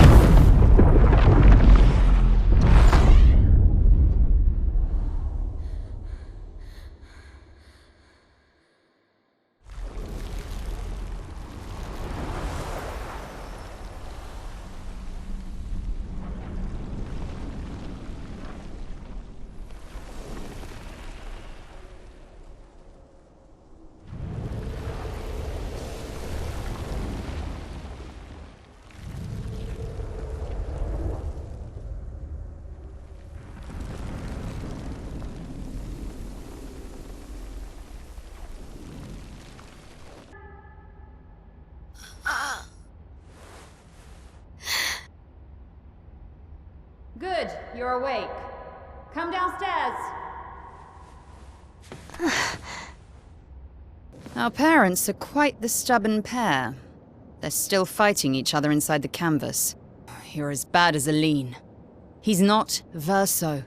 He's a painted copy built from our mother's memories. You do well to remember that. She's a grown woman, and she was the head of the Painters' Council. She failed her responsibilities. I don't have time to coddle her. And before Verso died, she would have said the same. I have my pets in place. She who controls chroma controls the canvas. I can't take her chroma, but I can keep it from returning to her. Yes, it's enough. It's just a matter of time. As she weakens, Renoir is able to erase her oldest creations, with the exception of her obscene fake family. She's made them immortal, but luckily, they're also quite useless. If you really want to be useful, then enter the canvas and help Renoir. I need him back here sooner rather than later. This only truly ends if you destroy the canvas. Wait, that's Aline's chroma. Stay calm. Don't let it take control of you. Calm, Alicia, or it'll paint over you. What an auspicious start. Well, you're about to be reborn in this world as one of Aline's creations. Have fun. She's a girl. She's a girl. She's beautiful. What a lovely voice.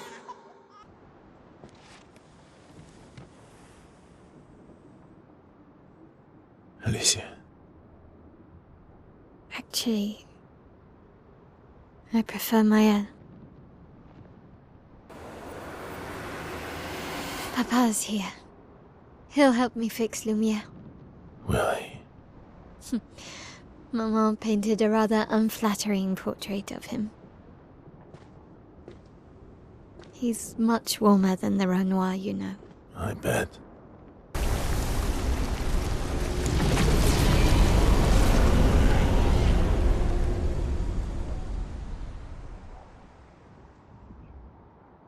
Papa! Alicia. You're safe. I thought I told you to stay home. Technically, my body's at home. Some of Eline's finest work. I regret that it caused you so much pain. What Aline did was unfair to you most of all. Please, accept the Descendre family's apologies. I know it seems absurd to offer oblivion as recompense, but perhaps that's the outcome we both desire. What? I'm proud of you. Getting your mother out of the canvas was not easy. Once we erase the canvas, we won't have to worry anymore. She's home now, why? You know your mother. Verso painted this canvas. It contains a piece of his soul. She'll never willingly part with it. No. For the sake of the living, we must part with the dead. No, Papa, see, I hid the canvas. She will always find it. This is our only opportunity, while she's too sick from her prolonged descent into the canvas to return. No. Papa, please. This is Verso's only canvas. You can't destroy the last piece of him that we have. This is my home now. You can't just decide... Your home? After all that with your mother, you want to stay? You know how little remains of my life outside. Alicia, you'll die. You've already been here longer than you should. But... No. Look at me, I said no. I am not letting my daughter risk her life. Alicia. I'm not, Mama. I'm not going to lose myself if I stay. I know full well you will, and I am not doing this again! No!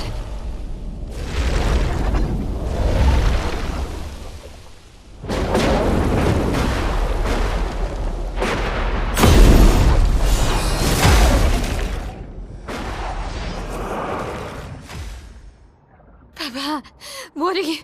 It's time to go home.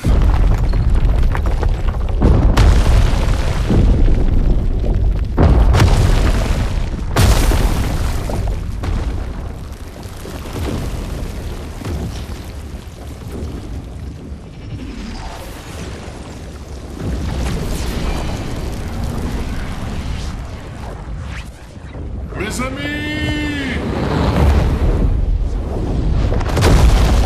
All aboard! Verso, come on. Come on.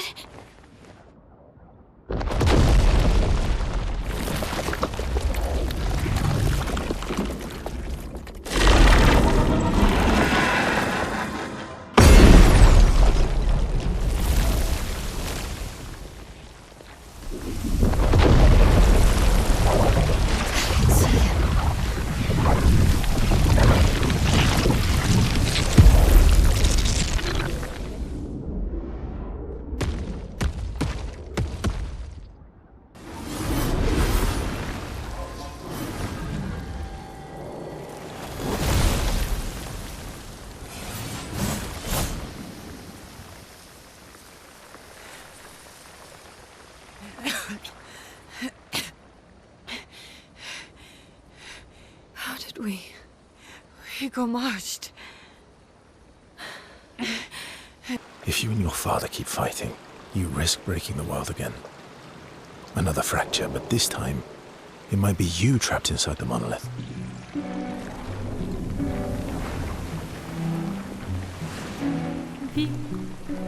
Dam, da-di-dam, vaca s'en va dans l'oubli éternel. Et Gustave, dom guardiam, di-di-di-di-di-di-dam, lute serado-di-dom, seram. Dim-dim-da-da-da-dim, dim-da-da-da-dim, da-di-dam. Dim-dim da-da-da-dim, dim-da-da-da-dim, da-di-dam.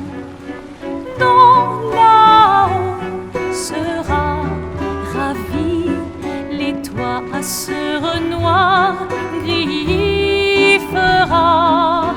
Clair, obscur, trouble de rature, trouvera effet. Clair, obscur, bordé aux peintures, trouvera sans elle. Clair, obscur, trouble de rature, trouvera effet. Clair, obscur, bordé aux peintures, trouvera sans elle. Oh, clair, obscur, trouble, rature. Clair, obscur, bordé aux peintures.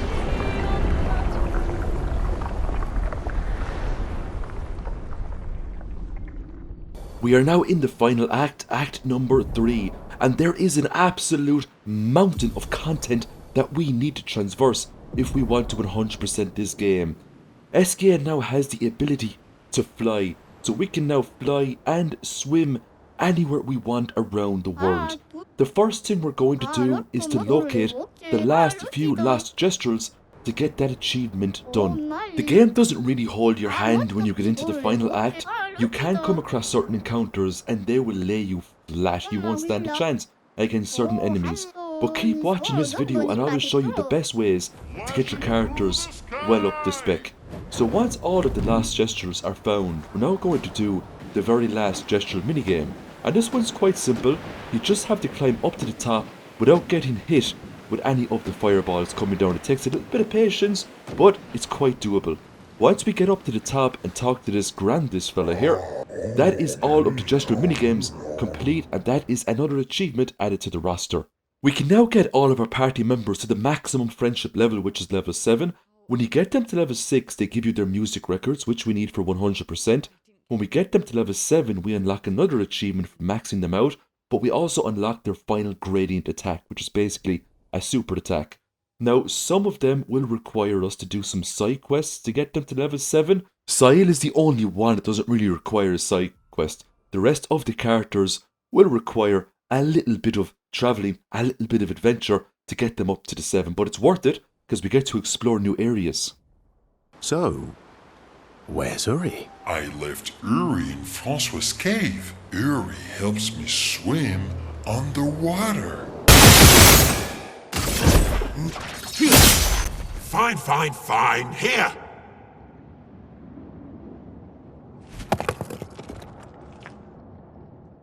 Pah! Take your rock and scram! Oh, Uri!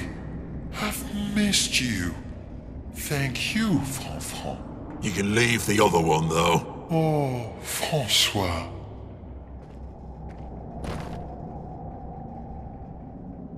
Francois really misses Claire. Yeah. He waits for her every day. He stopped singing when she left. Once we're finished with the Verso side quest, we're going to do a little bit of exploration. Now we're going to go back to an area called the Red Woods. You can actually get to this area from the very beginning of the game if you want, and all you need to do to complete the side quest for this White Neveron is to give it huge amounts of money. Now you're not going to have that kind of money at the very start, but we have more than enough now to get this quest sorted out. So we're going to put in 25,000 chroma and then 50,000 chroma, and that more or less completes the quest for this White Neveron. There's only a handful of White Neverons left to do before we get the achievement for helping out all of the White Neverons the game has to offer. Once we're finished with this area, we will swim around with SK for quite a while, and any time we see that big blue pattern inside the water, we'll click on it. Because we have Ori, we get some colours of Lumina.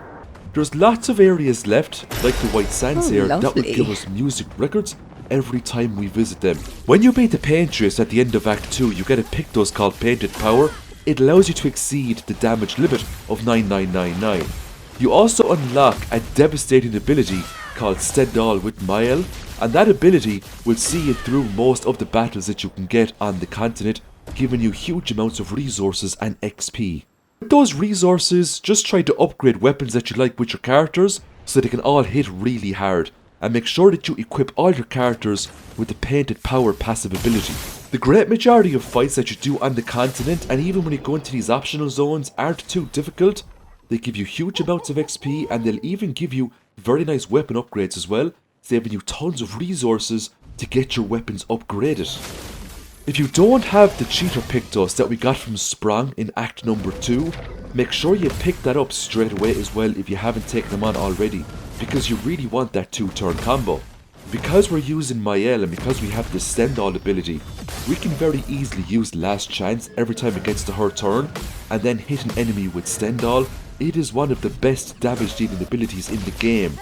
You'll also notice that some of our characters haven't exceeded the damage cap just yet. They just haven't learnt the Painted Power passive ability. We have to do a few more battles to get that unlocked for everyone. In terms of colour of Luminas, the Painted Power only requires 5 Lumina points, so it's very cheap. If we want to max out Lune and get her relationship all the way up to level 7, we have to go to this location here. It's called Sirene's Dress. When you reach the end of the location, you fight a chromatic Glissando. It's easy enough once you come in here with a few Pictos like Cheater, and you have Mael's Stendhal attack. It only just takes a few strikes to wipe it out. Once this fight is done, you'll pick up a journal, and once that is read, you can go back to camp and you can max out Lune's relationship status.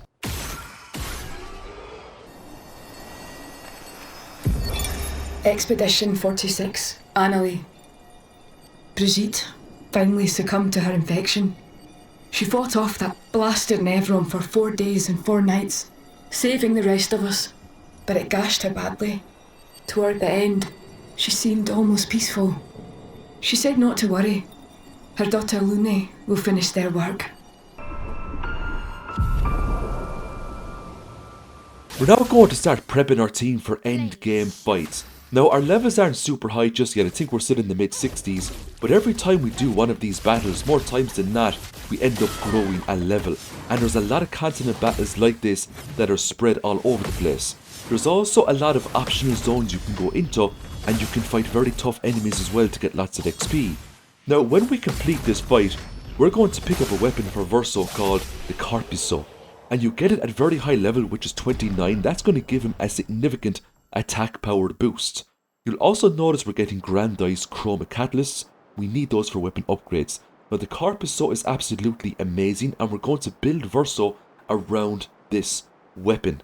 We're going to give Verso a Pictos called Double Burn. Every time he applies a burn stack, an additional burn stack will also get applied. Pair that up with other Pictos such as Combo Attack 1, 2 and 3, and you can apply insane burn marks every time it gets to Verso's turn. That means the enemy will take huge amounts of tick damage when their turn begins. We also entered a location called the Canvas. We're going to take the Desandra family canvas from this place. Eventually, we'll bring it back to the manor to get some items we need for 100%. We're also finding gestural merchants as well, and we are still trading with them. This one sells the Linen and Cotton soundtrack, and we need that badly. I haven't shown a handful of manor doors that I found in the previous runs because they didn't contain anything we needed for 100%. This particular manor door though is found on the continent, and we do get a music record inside it. What we have here now is a P-Tank on the actual continent. This is the Chromatic P-Tank, and you need to fight and beat this to get a Steam achievement. So we're going to beat this thing right now. If you've just started Act number 3, do not fight this thing straight away. Wait until all of your characters have the Painted Power Pictos ability so you can exceed the damage cap. Once you have that, this thing goes down very fast. My advice in general is to do all of the continent fights that you can, because each one will give you either the Pictos upgrade, a weapon upgrade, or both. Sometimes you can even get brand new Pictos and weapons from them. Even if you've missed ones previously, it's a great way to just replenish weapons, replenish valuable items. Now this is the Thunder EVQ. We've already taken on the Frost one. I think we've taken on a few other elemental ones as well. This has the exact same patterns as all of the EVQs that we have done.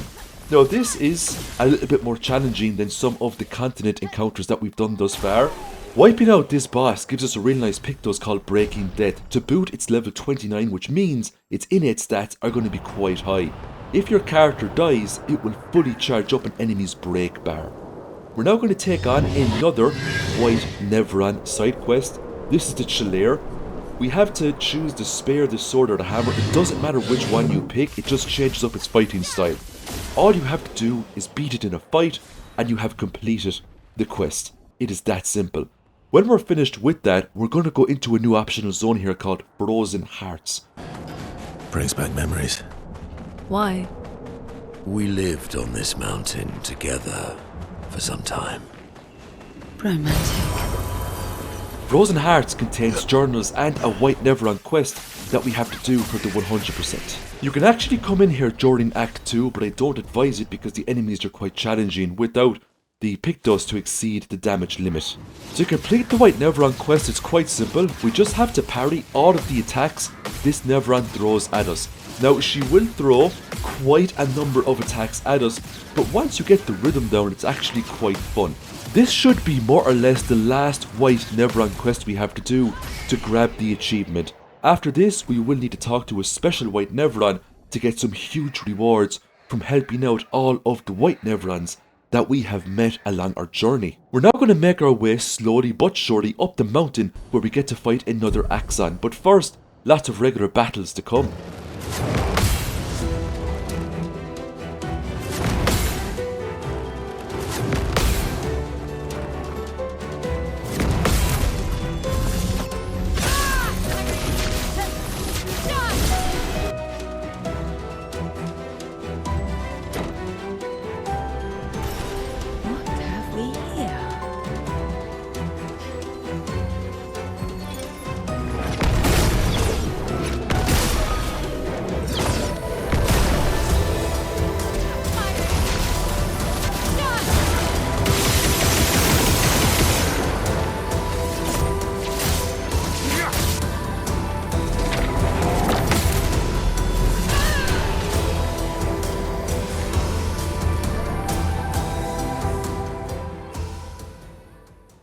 Once we're finished with the Frozen Hearts optional area, we're going to go to another place here called the Sacred River.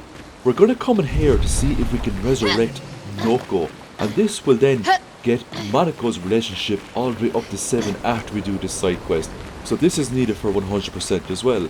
Now, there's actually a merchant you can find in this place that will sell you a lot of Pictos you already have, but at the level of 20, significantly increasing their stats. If you have the money, I recommend you get them, especially if you're using the stats on those Pictos, or if you want to use the stats on those Pictos. He'll also have some Pictos that you might have missed as well from the previous zones, so it's just a great place to check out if you need something in particular. I haven't been here in a while. The sacred river. Let's make haste. I don't want her to Manoko. Golgra, I demand a trial by combat. Tu pochissimo. Do I have to participate? Please help me. Kubariko Femi.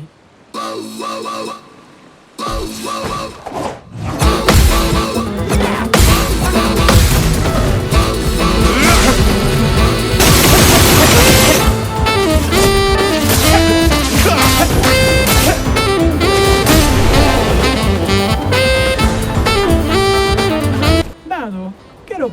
I won't say thank you. Thank you. Oh, it's so good to hear your voice. Hey, Noko. How's my favorite merchant? Golgra, are you crying? Teno. Not yet, I'm afraid. We have a mission. Do you remember our expeditioner friends? Noko? Vivono da che na villaggio? But I'm Noko's guardian.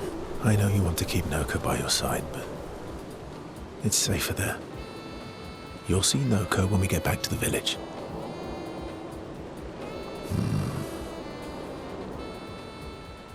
Wait for me.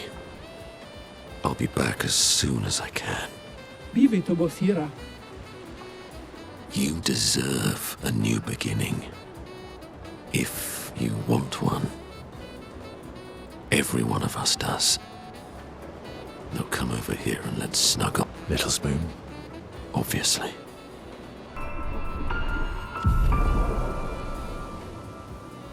With Monaco reaching max friendship level, we're now going to go to a place called the Fountain. There's a white Neveron here by the name of Blanche. Now, Blanche is going to reward us for helping all of the previous white Neverons. He's going to give us 100 Colour of Lumina because we didn't kill any of the previous white Neverons. If you go to him and talk to him before you've completed all of the white Neveron quests, as far as I know, you won't get 100 Colours of Lumina, you'll get some sort of a lesser reward. But 100 Colours of Lumina is absolutely overpowered. Before we leave, we're going to pick up another journal, number 84, and then we're going to make our way to a new location.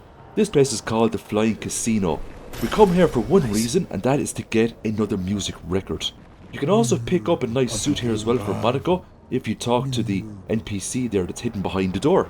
Once we're finished with the Flying Casino, we're now strong enough to take on most of the encounters the game has to offer, but not all encounters. We can absolutely go ahead and fight this big giant serpent that's been flying around the place since Act number 1, and you will get an amazing Pictos from this battle. We're now at the stage where all of our characters can exceed the damage limit using the Painted Power passive ability.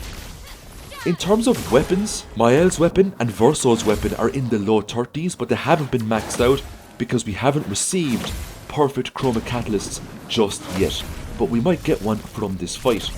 We don't end up investing in Monaco until later on in the video, but when we do invest in him, he becomes one of our strongest damage dealers. For now, he's only doing mediocre damage, but once we get a very specific weapon for him and very specific movesets, he becomes an absolute tank. The Pictos you get from winning this fight is called Energy Master. It adds 1 AP to any other passive effect that gives you AP. It is absolutely amazing, it syncs up with everything. Once we're finished with this fight, we're going to head into a few more optional areas before we start fighting some of the big super bosses. We still need to find a couple of more journals and a couple of more music records that are scattered around the continent. This place is called the Crows. Inside here, we're going to get a journal number 34. If you kill all the Painted Crows in this area, you can fight a secret boss. But the boss doesn't give anything special, doesn't give anything needed for 100%, but it's still a pretty cool encounter. The majority of attacks you'll be using on this boss will be your free aim attacks. You can also parry it as well and dish out some pretty good damage. Near the old battleground, you can find a journal here from Verso. Once we have that journal, we're going to fly to the very last painted workshop that we need to do to grab another achievement. So we're just going to give the final piece now to this Lamp Master. We can then get to engage in a battle and once it's defeated, it's another achievement in the bag. So in terms of difficulty, I wouldn't call this a super boss, it's just another optional fight that you can do. It's an easy enough achievement to get, especially if you have the painted power, which you will have when you reach this leg of the game. The best advice I can give you, if you're struggling with much of the Act 3 fights, is to try and upgrade your weapons as best as you can. If you can get just even one weapon up to the level of 30, you'll have no problem wiping out the majority of fights that you come across. Now once we have that achievement, we're going to go to the Blades Graveyard, and we're going to pick up another music record here. We're then going to head on over to a new optional zone called the Reacher. This is a fairly big level, but we need to complete this to get Mayen's relationship up to 7.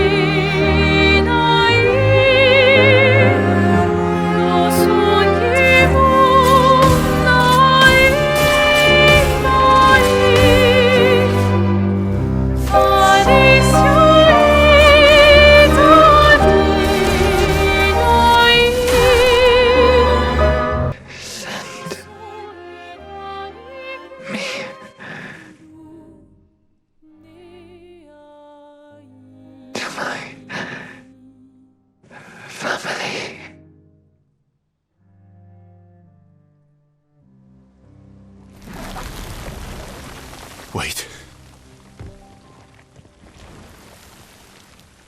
Mael!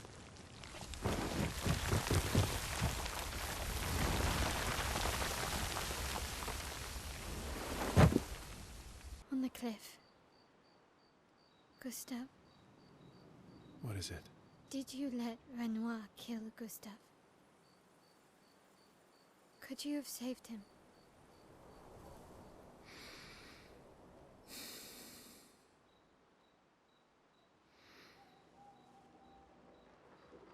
Yes. I'm sorry. Why? I was afraid. If you found out about the canvas and he was there, you would refuse to help me send Maman home. So you let him die? I did. I should have told you everything sooner. I couldn't take any chances. Thanks. Yeah. It looks You're a paintress? Paint something. How about, Papa, you go home? Come on.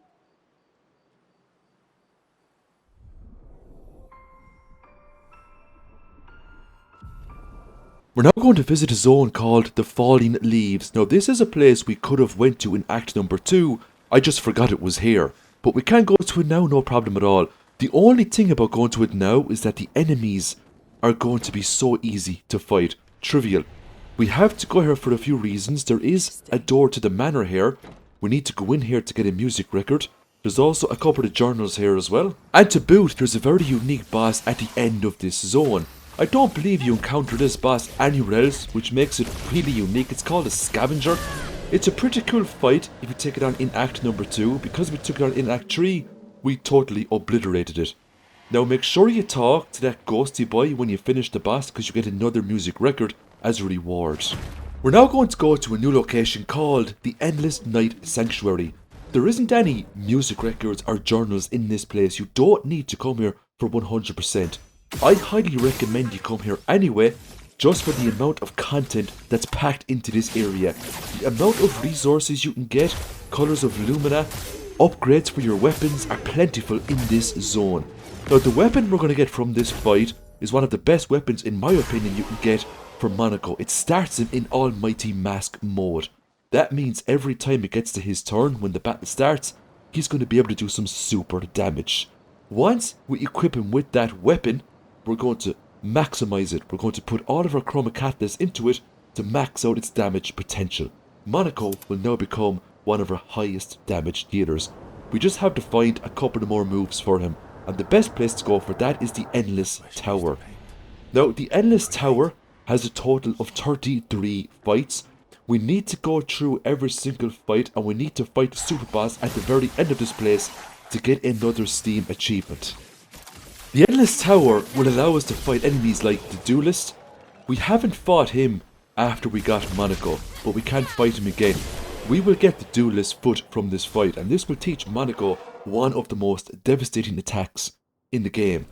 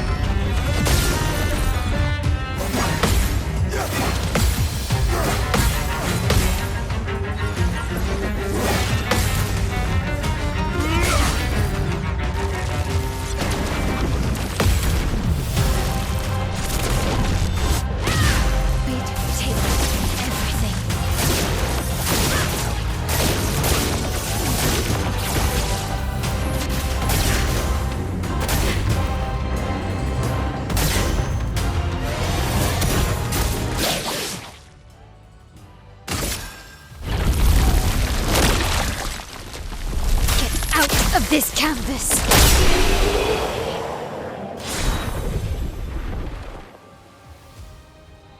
We grabbed a few achievements there. We got the achievement for doing a level 3 gradient attack, that was Gamage.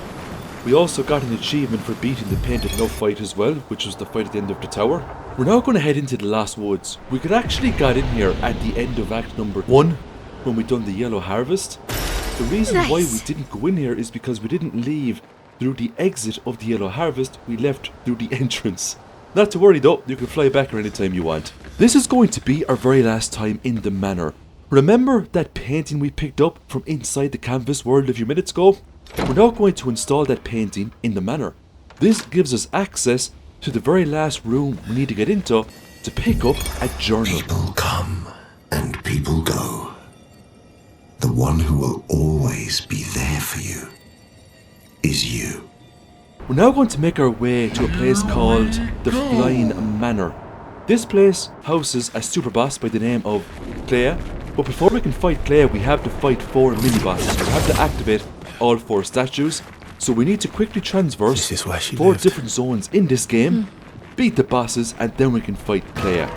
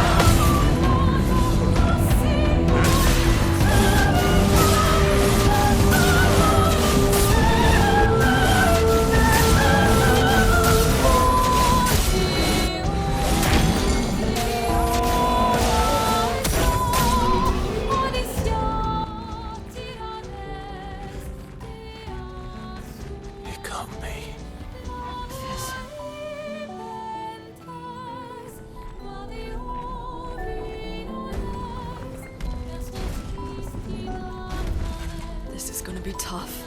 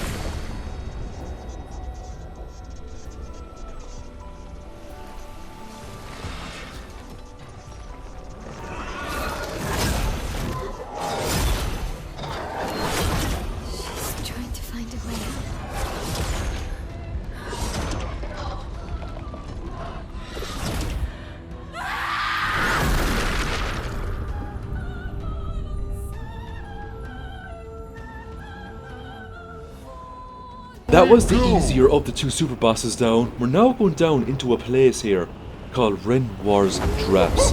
This place has the true super boss of this game known as Simon. But before we get to Simon, we have to go through some of the toughest enemies the game has to offer.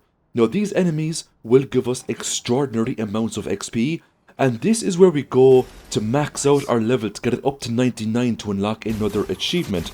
Now there's a couple of music records and journals down here that we also need for the 100%. We picked up a weapon there too called a Contorso. We do switch to that weapon eventually when we're fighting Simon. We do engage in every single battle down here because a lot of these battles will upgrade our Pictos to a much higher level, allowing us to give our characters the best stats they can possibly get before fighting the super boss. We're also going to take on a chromatic enemy here too. This thing pales in comparison to Simon, but we're going to kill it anyway for the XP and the resources.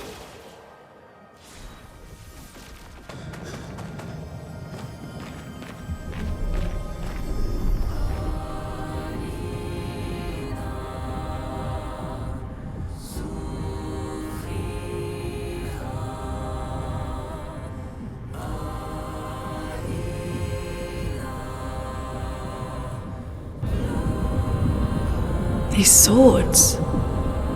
They look like the ones in old Lumiere. Ah, so he's the one who felled the Axon.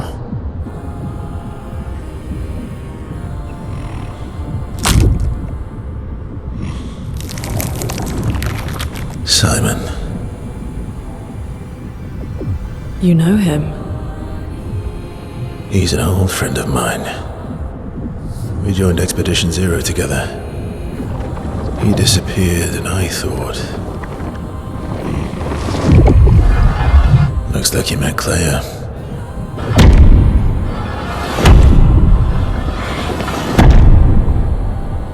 I'll lay you to rest, my friend.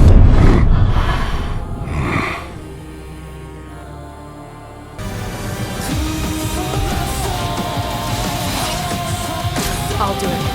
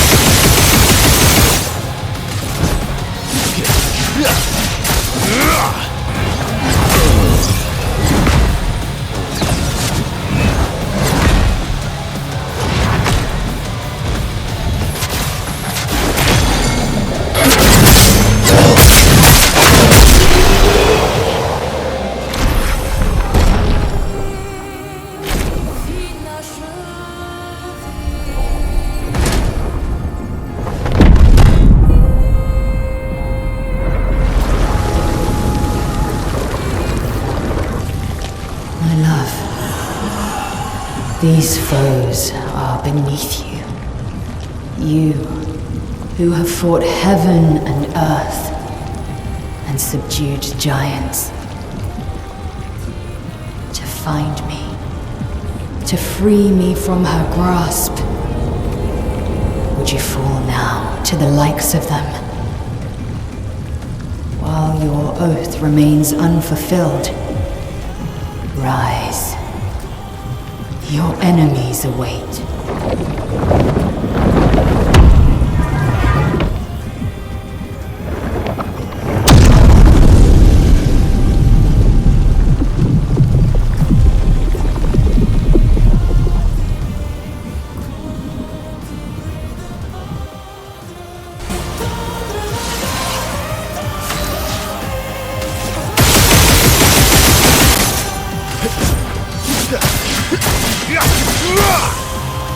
Let's go.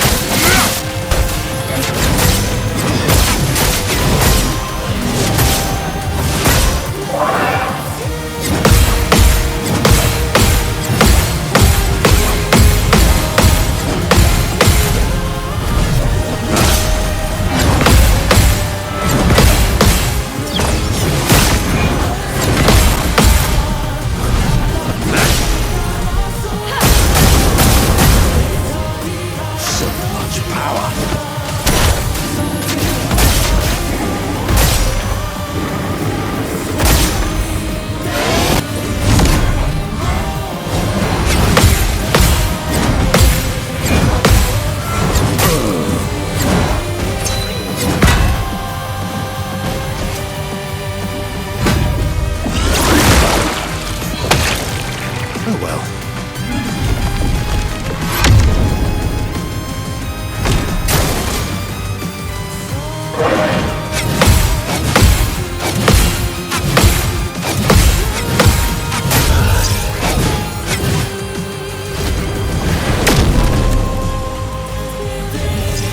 Time to end this.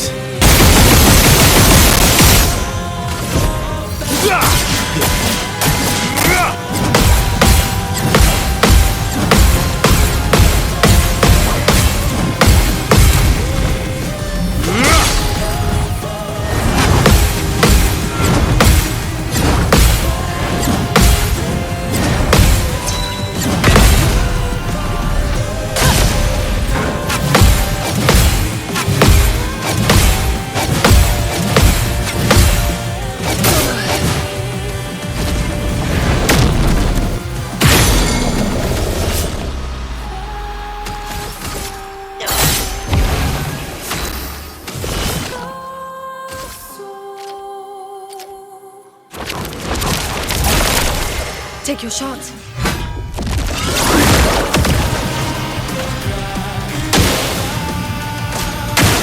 Take your shot?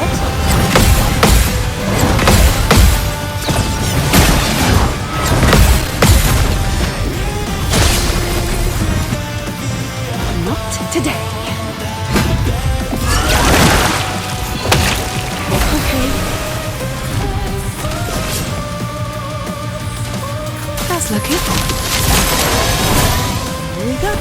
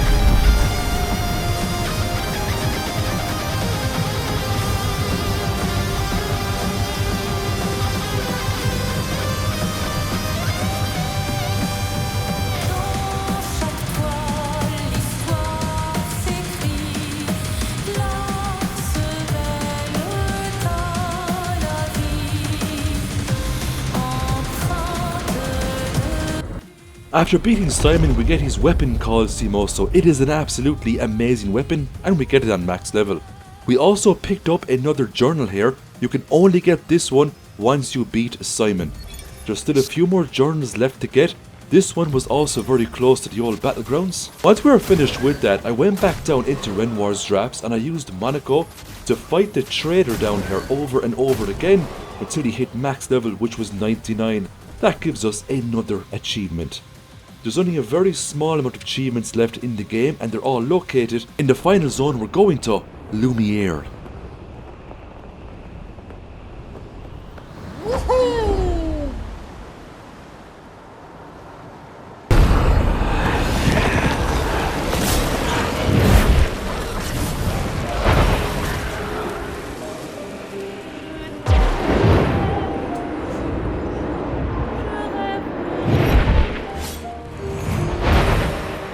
Tomorrow comes.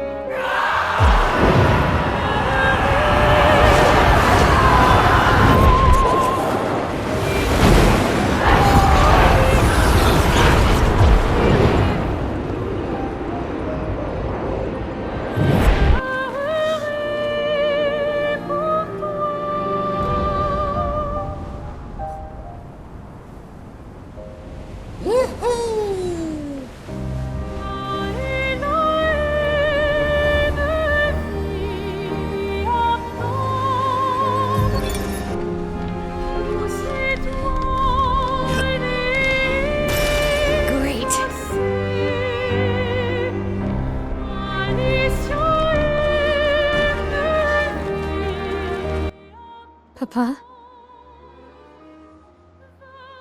Alicia. Please. I just want you to understand what this canvas means to me. I do understand. I know how powerful and intoxicating it is. How deeply attached we can become to the worlds we pour our hearts and souls into. I was enthralled, and it nearly killed me. Doesn't mean you have to erase Verso's canvas. Child, do you think I want to? After all the sorrows we've endured, do you really think that I want to destroy this last piece of his soul? Then don't. Life keeps forcing cruel choices. We do what we must. You treat me as if I'm still 5! I treat you as if the shadow from the worst day of our lives is going to suffocate you and take you from us too!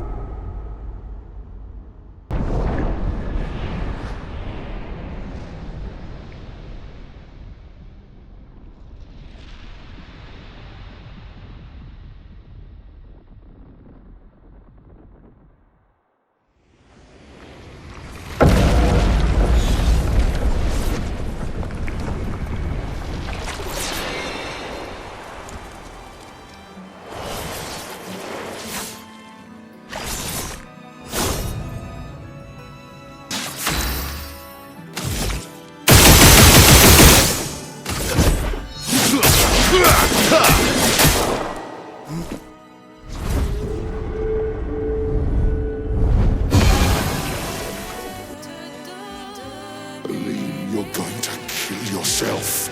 It's too soon for you to return to any canvas.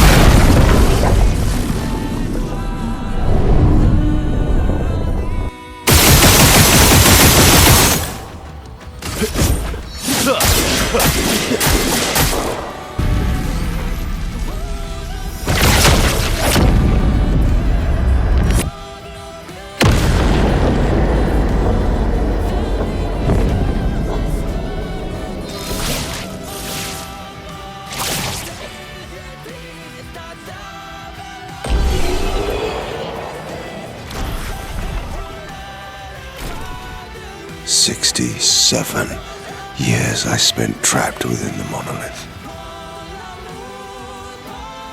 But I persisted. Do you know why? Do you know why I cannot leave her or you behind?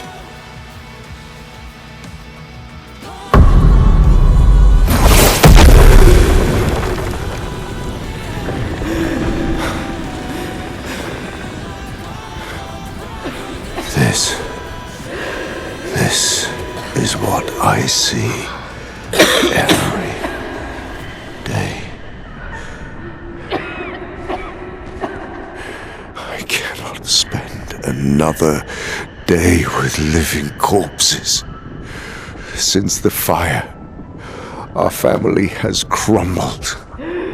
Aline in the canvas.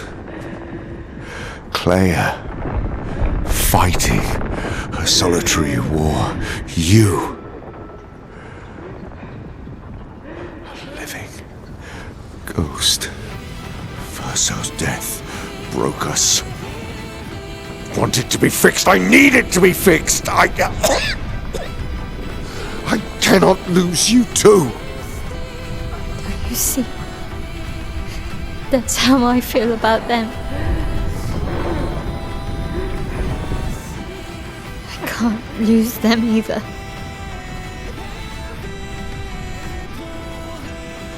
I've lost too much. Papa, see? I've lost so much.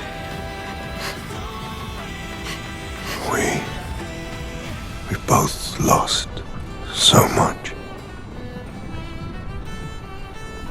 Papa, I don't want to lose you either. I'm not leaving you forever. Just a little longer.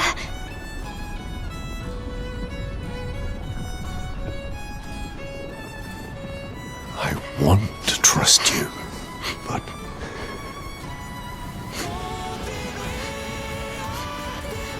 you can.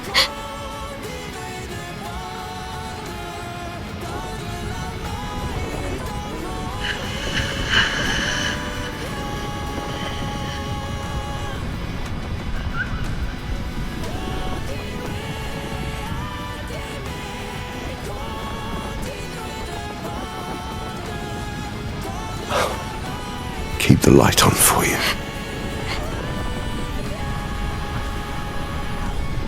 I hope you find peace.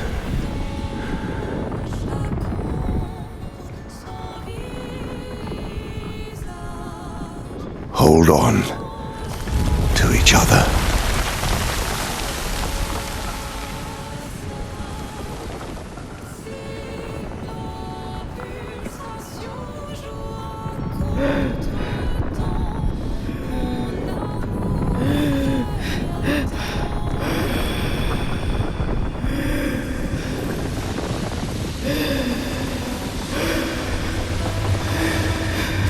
Verso! I'm sorry. You lied to your father. No. He saw it too. But he wanted to believe. You're going to die here. Why don't you just leave? You can always come back. The moment I leave, Papa will erase this canvas. This is not worth your life. What life? My life of loneliness in a shell of a body, with no voice and no future. You're my El. No matter where you are, you don't need this canvas. But everything I want is here. Here I have a chance to live, Verso, to live. Out there I merely exist. Sorry.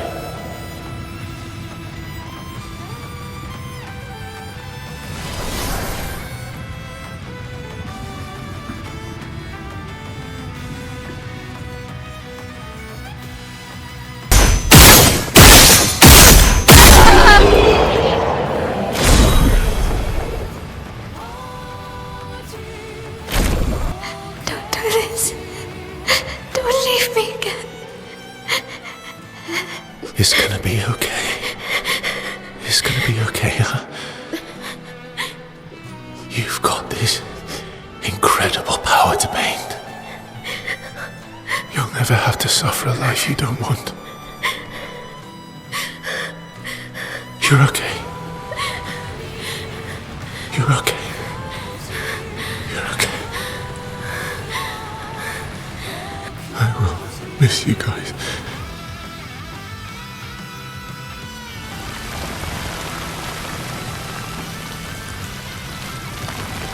So I chose the Verso ending. It doesn't matter which ending you choose, you still grab the achievement for the ending. So we have now finally 100%ed the game, and what a magnificent game this was. We got all the journals, we got all the music records, we beat all the super bosses, we explored most of the zones, wiped out almost every single enemy the game has to offer. It was just an absolutely amazing experience. Everyone is now back in the real world. Mael, which we should call Alicia, we've got Clea, Aileen, and Renoir. And hopefully, they can become a happy family, and hopefully, they can get over the grief of losing Verso in the fire. This was by far the biggest project I have ever done in my life. Between recording all of the footage, editing the footage, doing the voiceover, finding all of the songs, and it was just one of those things where I really enjoyed playing the game. didn't have a whole lot of fun doing the edit because it was so difficult. There was so many scenes to pick from. I left out huge amounts of content. And the reason I did that is because if I didn't, this would have ended up being a 6-hour or even a 12-hour ordeal. And nobody's going to sit down and watch 6 or 12 hours of Clear and Obscure Expedition 33. So I got it down to just under 3 hours. And that was a challenge, to be fair. That was a big challenge. But I really hope you enjoyed this video. If you want to see more 100% content, like and subscribe to the channel. It will help me out greatly. I hope everybody has a wonderful week, and I will see you very soon in the next 100% challenge. Also, let me know in the comments if you'd like me to play any sort of game in particular. I'll absolutely hear what you have to say, and I'll take it into consideration. At the time of editing this video, a new update was released. It adds huge amounts of content to the game. I haven't included that update in this video because I feel like it would just make the video way too long. But if you want to see that update, if you want to see more content from this game, just let me know in the comments as well.